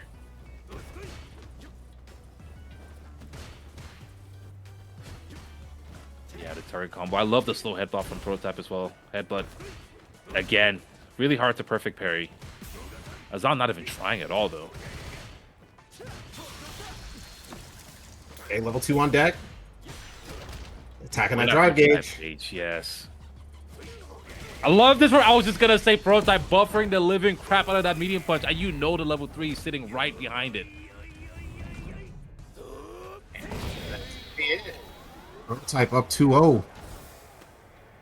You might want to change your name from Prototype to Main Product, man. This might be it. Main Product.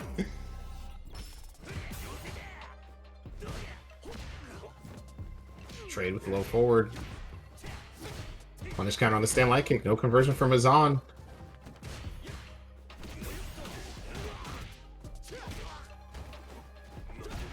Okay, shimmy. Low forward into the Rekkas. delayed back throw. Both players agreed. We're just gonna, you know, disengage after this situation. Neither wants to lose. Prototype escaping the corner. Azan with the DP on deck. Yes, you're gonna pay the tax, but I think Prototype's okay with that. That's a very small price to pay to escape the corner, especially in Street Fighter 6. Matt, Prototype's usage of sumo OD sumo walk, so good. I don't know if I've ever seen it that many times in my life, but he is really using it in this tournament. Yeah, definitely understanding how to use his character's tools to the max. Yeah, and of course his opponents being passive are just due to his awareness and his presence in neutral. Azan able to completely escape the drive impact and get on the board here, staying alive.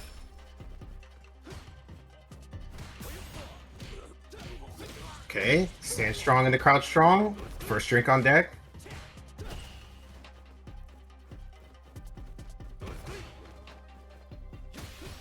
The switch from Bison to Honda? What? Honda's wow. Prototype is a Honda player. The Bison was like a weird experiment.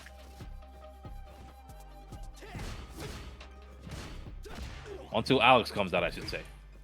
Standing medium punch.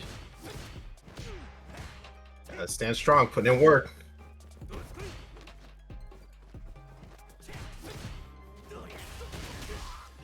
Oh, punish counter. Yes, sir.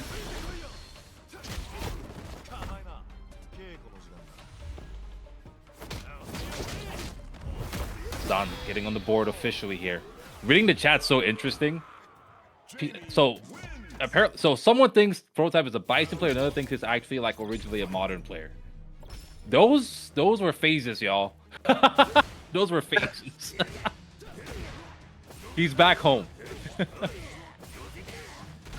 He can still pull out the modern though. Like he plays both.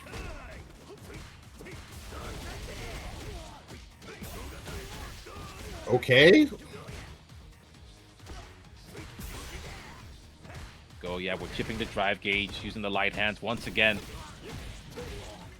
Utilizing these tools with Honda, you don't really get to see so often. Yeah, it's going to be the butt slam to escape the corner. I think that was the fast one.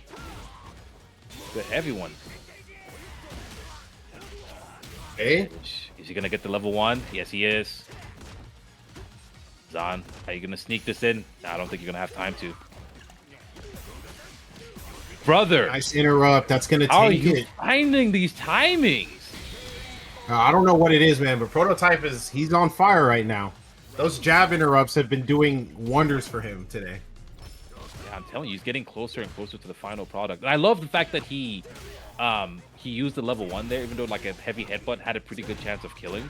I really, I like him not being greedy like some of what we've seen in the tournament so far. He knows what he's dealing with. Azan fighting back, has 3 bars on deck. EX dive kick, gets the juggle off to stand fierce. Okay, heavy headbutt this time. Azan not even attempting the perfect parries, and Prototype, big punish. Realizing he was one hit away from burnout, just decides to burn on his own terms. Azan, of course, has not been really challenging after the blocked headbutts, not too often. I think whenever it's risky, Azan just kind of disengages.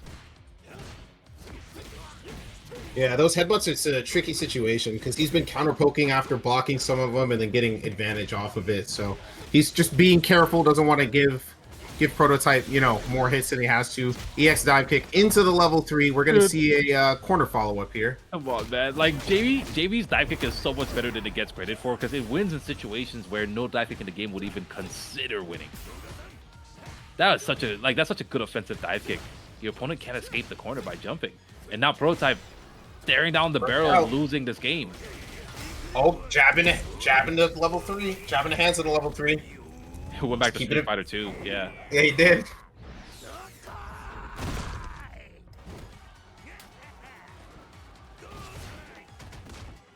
Okay. Overhead. Oh, okay. Prototype X. And it's on 2-2. Running it back.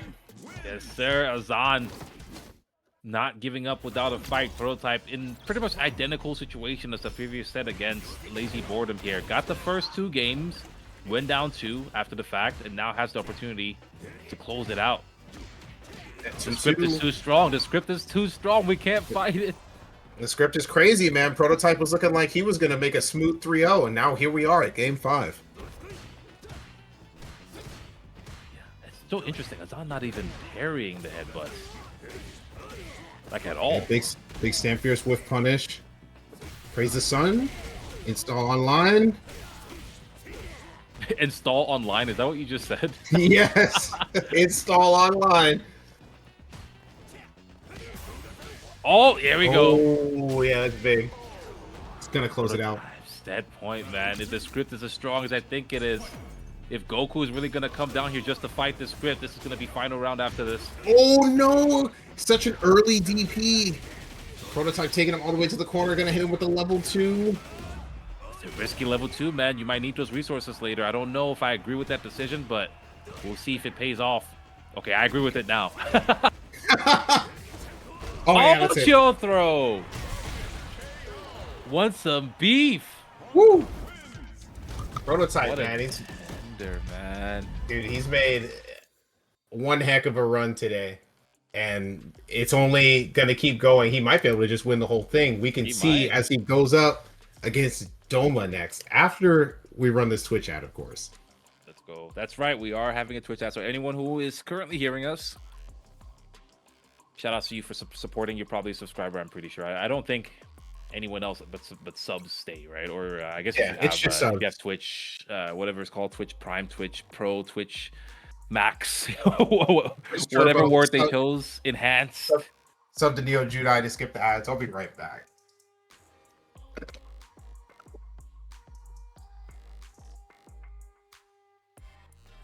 All right, who's in the chat? Talk to me. Who can hear me right now? I can hear you. Oh, no. Oh, damn. All right, goodbye. Come on, you can come back. I'm sorry, man. I didn't mean to hurt your feelings. Oh. Oh, you never even left. Screw you. Always. Yo, the script is too powerful. What kind of witchcraft did you have to... I don't even know what word to use here. What did you do to make the script so strong? Has it been training with King Kai? Like, what's going on here? I'm not even gonna lie. Today's been the only 3-0 was winners finals. Every other set has just been a sweat fest. Yeah, straight up. Script too strong, dog. Yo, it's a big Guile player. You don't see Guile much in the pro scene. Guile doesn't really need buffs. It's more so that the people who play Guile are specialists, and if you're trying to control, the idea of Guile is that he's simple, so any new player can kind of pick him up and play him if you learn how to charge. Right, his game plan's simple, but because he's so simple, it takes a lot of mastering situations and understanding details to get him to work at a high level. But once you get there, he is rewarding. But it's such a huge gap between the beginning and the end. And that's the issue with Guile. So a lot of people at some point just say, this is too unstable, I don't feel like playing Guile. But he is rewarding in the end. You see, my answer was gonna be that everybody that used to play Guile either still plays him or they play mine now. That's true. There are definitely better picks for how you would want to play Guile in Street Fighter 6. And we're also Guile is very stable, but stability does not equal consistent results. I know that sounds weird, but like that's stability in interactions versus stability in result. All right, we're back. Welcome back. Neo Judai is here chatting with me. He's talking shit about Guile. No big deal. Yeah, the Guile fall off is definitely a thing. Yes, sir. I think Capcom did a really good job with this game in making the characters so closely powered. But I think that's also a flaw because everyone is so almost equally powered. It makes the picks that you want to pick more obvious. It makes it Yeah. more obvious. Like, why would I pick this character who's almost as strong as this character and they both do the same thing, you know? Yeah. But I got to commend them. I definitely think this is probably one of the better balanced Street Fighter games they've put out in a while. Yeah, that's true, but I feel bad for the low tier heroes, you know? Yeah. You Oh, you yeah, even, for sure. You can't even claim low tier, to be honest. Like, My character's how low am I tier. gonna have an OS, bro? I can't have an OS? What do you mean? You see here, Prototype doing work with Honda. Grand finals here against Doma. Another supposed low tier character upon release, right? Yeah. Ooh, beautiful whip punish. Standard stuff we've been seeing from Doma all night. Level 1, gotta break up the pressure. Ooh, run up Oicho throw off of the EX step. You gotta love to see it. As you said earlier, like him utilizing that walk. Yeah. No one's really been doing anything like that before. Yeah, I like how you're trying to remember the names. Like, it's not fancy, bro. It's sumo walk. Like, they didn't even put thought into that. I'm pretty sure it's called sumo walk. At least that's what I've heard people call it. I'll check that out later. I'll be like, okay. Yeah, that was a big whiff. Goes for the OD. Not gonna kill here. Baits the throw, but not able. But never mind. That was a lot of butts back to back. A lot happened in a short amount of time. Prototype takes the first game. Let's go away from a reset.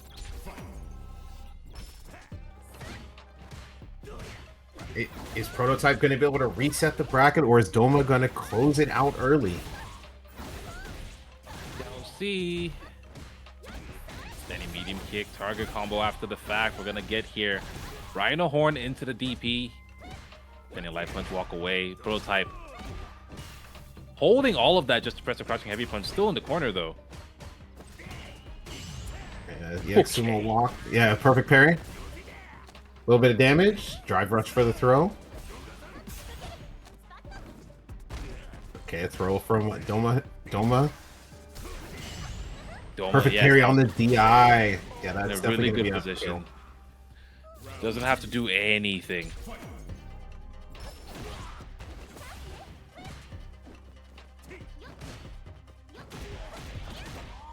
Okay, there we go. Dude. His hit confirms are on point. Okay, break up the pressure with the EXDP. Is he gonna spend it here? No. I like the side switch. Oh, that's gonna be Oh, it. you're actually dead. Yeah. Okay, 1-1. Yeah, Doma, not gonna be the same type of situation. He's seen what happens when Prototype goes up to. He's not trying to be in that position. He evens it out immediately. Now we're gonna play first or two from this point. And Doma, of course, just needs 2 to win the whole tournament. Prototype is fighting 2 games just to get Doma into the losers bracket, just to win another first and 3 if he's gonna win the whole thing. So Doma in a really good position right now. Prototype has a long road ahead of him if he wants to win this tournament. Yes. And the score is 1-1, y'all. Don't let the scoreboard fool you. Doma way more comfortable right now than he was the previous game. Oh, nice interrupt from a drive rush. Oh, he's cashing out. With a level 1 kill? I think so. Okay, no. he's gonna opt to not spend the meter. EX Sumo walk. Pressuring. He's got him up against the walls. Bad place to be. Oh, Can he yes. close him? I was just going to say he's looking for the throw. You got to be careful with that. You got to do something else. I don't know, butt slam. Try to, you know, throw some confetti around. No, not ready. This is, again, how deep into this are we? Elena's still getting away with the day 1 gimmicks. Not that it's meant to be a gimmick. You know, it's definitely a misconfirm, but I think you're better off misconfirming that crouching medium kick than canceling into a special, because a lot of people just let it slide. Throw. Jab interrupt. Nice. And another classic whip punish from Doma. He's going to spend everything. Cashing out, and he's going up 2-1. 2-1. Yeah, that crouching medium punch is doing work, and it only comes out like a scalpel. It's a precision tool. When you see Doma press that button, usually he has really malicious intent behind it, and you can tell. Prototype now potentially staring down the barrel of, you know, getting eliminated, and Doma winning the whole thing.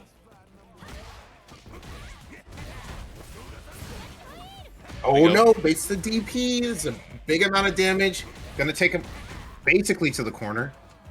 Yeah. Opted for the point blank Oki there instead of the corner carry. I like that though. Wants to max out the damage on top of it. Look at these buttons from Doma. They're not really doing much, but you know that every button that is pressed is a direct threat on your life. This should be enough here. Prototype wants to spend the meter. Yes, he doesn't even need to. Just the stop will do it. Yep, keeping himself alive.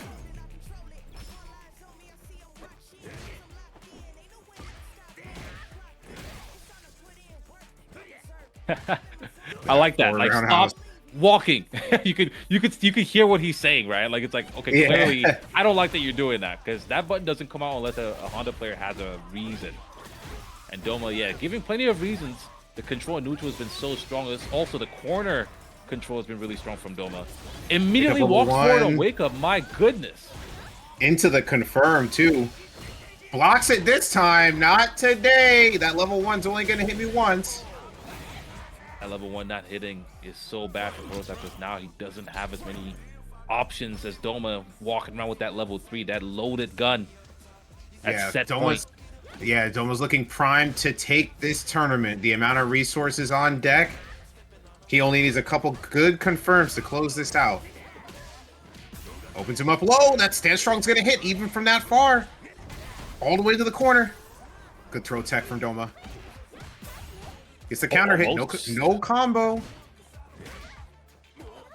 Oh! They both with throws. There we go. I agree with this. Honestly, I agree with this from both ends. I think Prototype, don't be scared of that situation. You kind of have to make a decision. Counter hit into the throw. One more interaction should take Doma out. Spending all the drive. Perfect parry. He might do it. He might do it. Oh, and the jab check. The jab check to tie it up. The script is too good. Game 5. Neo Jedi already had exclamation mark script typed out. He's just waiting for a reason to press enter. Yeah, we're going low again. Prototype has noticed 100% the walkbacks are happening from Doma. The adaptation is happening. You see the slow starter from Prototype. Now he's heated up. Yeah, he's definitely trying to get this reset, but Doma is slowly but surely trying to not let that happen. Has him all the way to the corner. Scary place to be. Gets a throw. The shimmy! Oh, that's going to be it. Yeah, he's cashing out. Should be it. Level 1. No, it doesn't even need it. Yeah, it doesn't even need it. Set point. Doma. Yeah, set point Doma. He was down by so much, and he just needed that one confirm. And that was off of a jab that Prototype pressed. It wasn't even like a big normal. Another and one. There another it is jab. again. We've just been seeing these whip punishes all night, dude. This neutral is so crispy. Yes, sir. Overhead conversion. Okay, Back back throw dash from Prototype. Yeah, backdash on the throw. Gets a back throw of his own. Throws him out of the corner.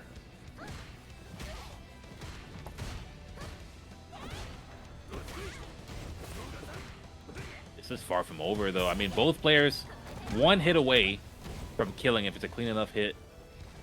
More so for Prototype because he still has the resources.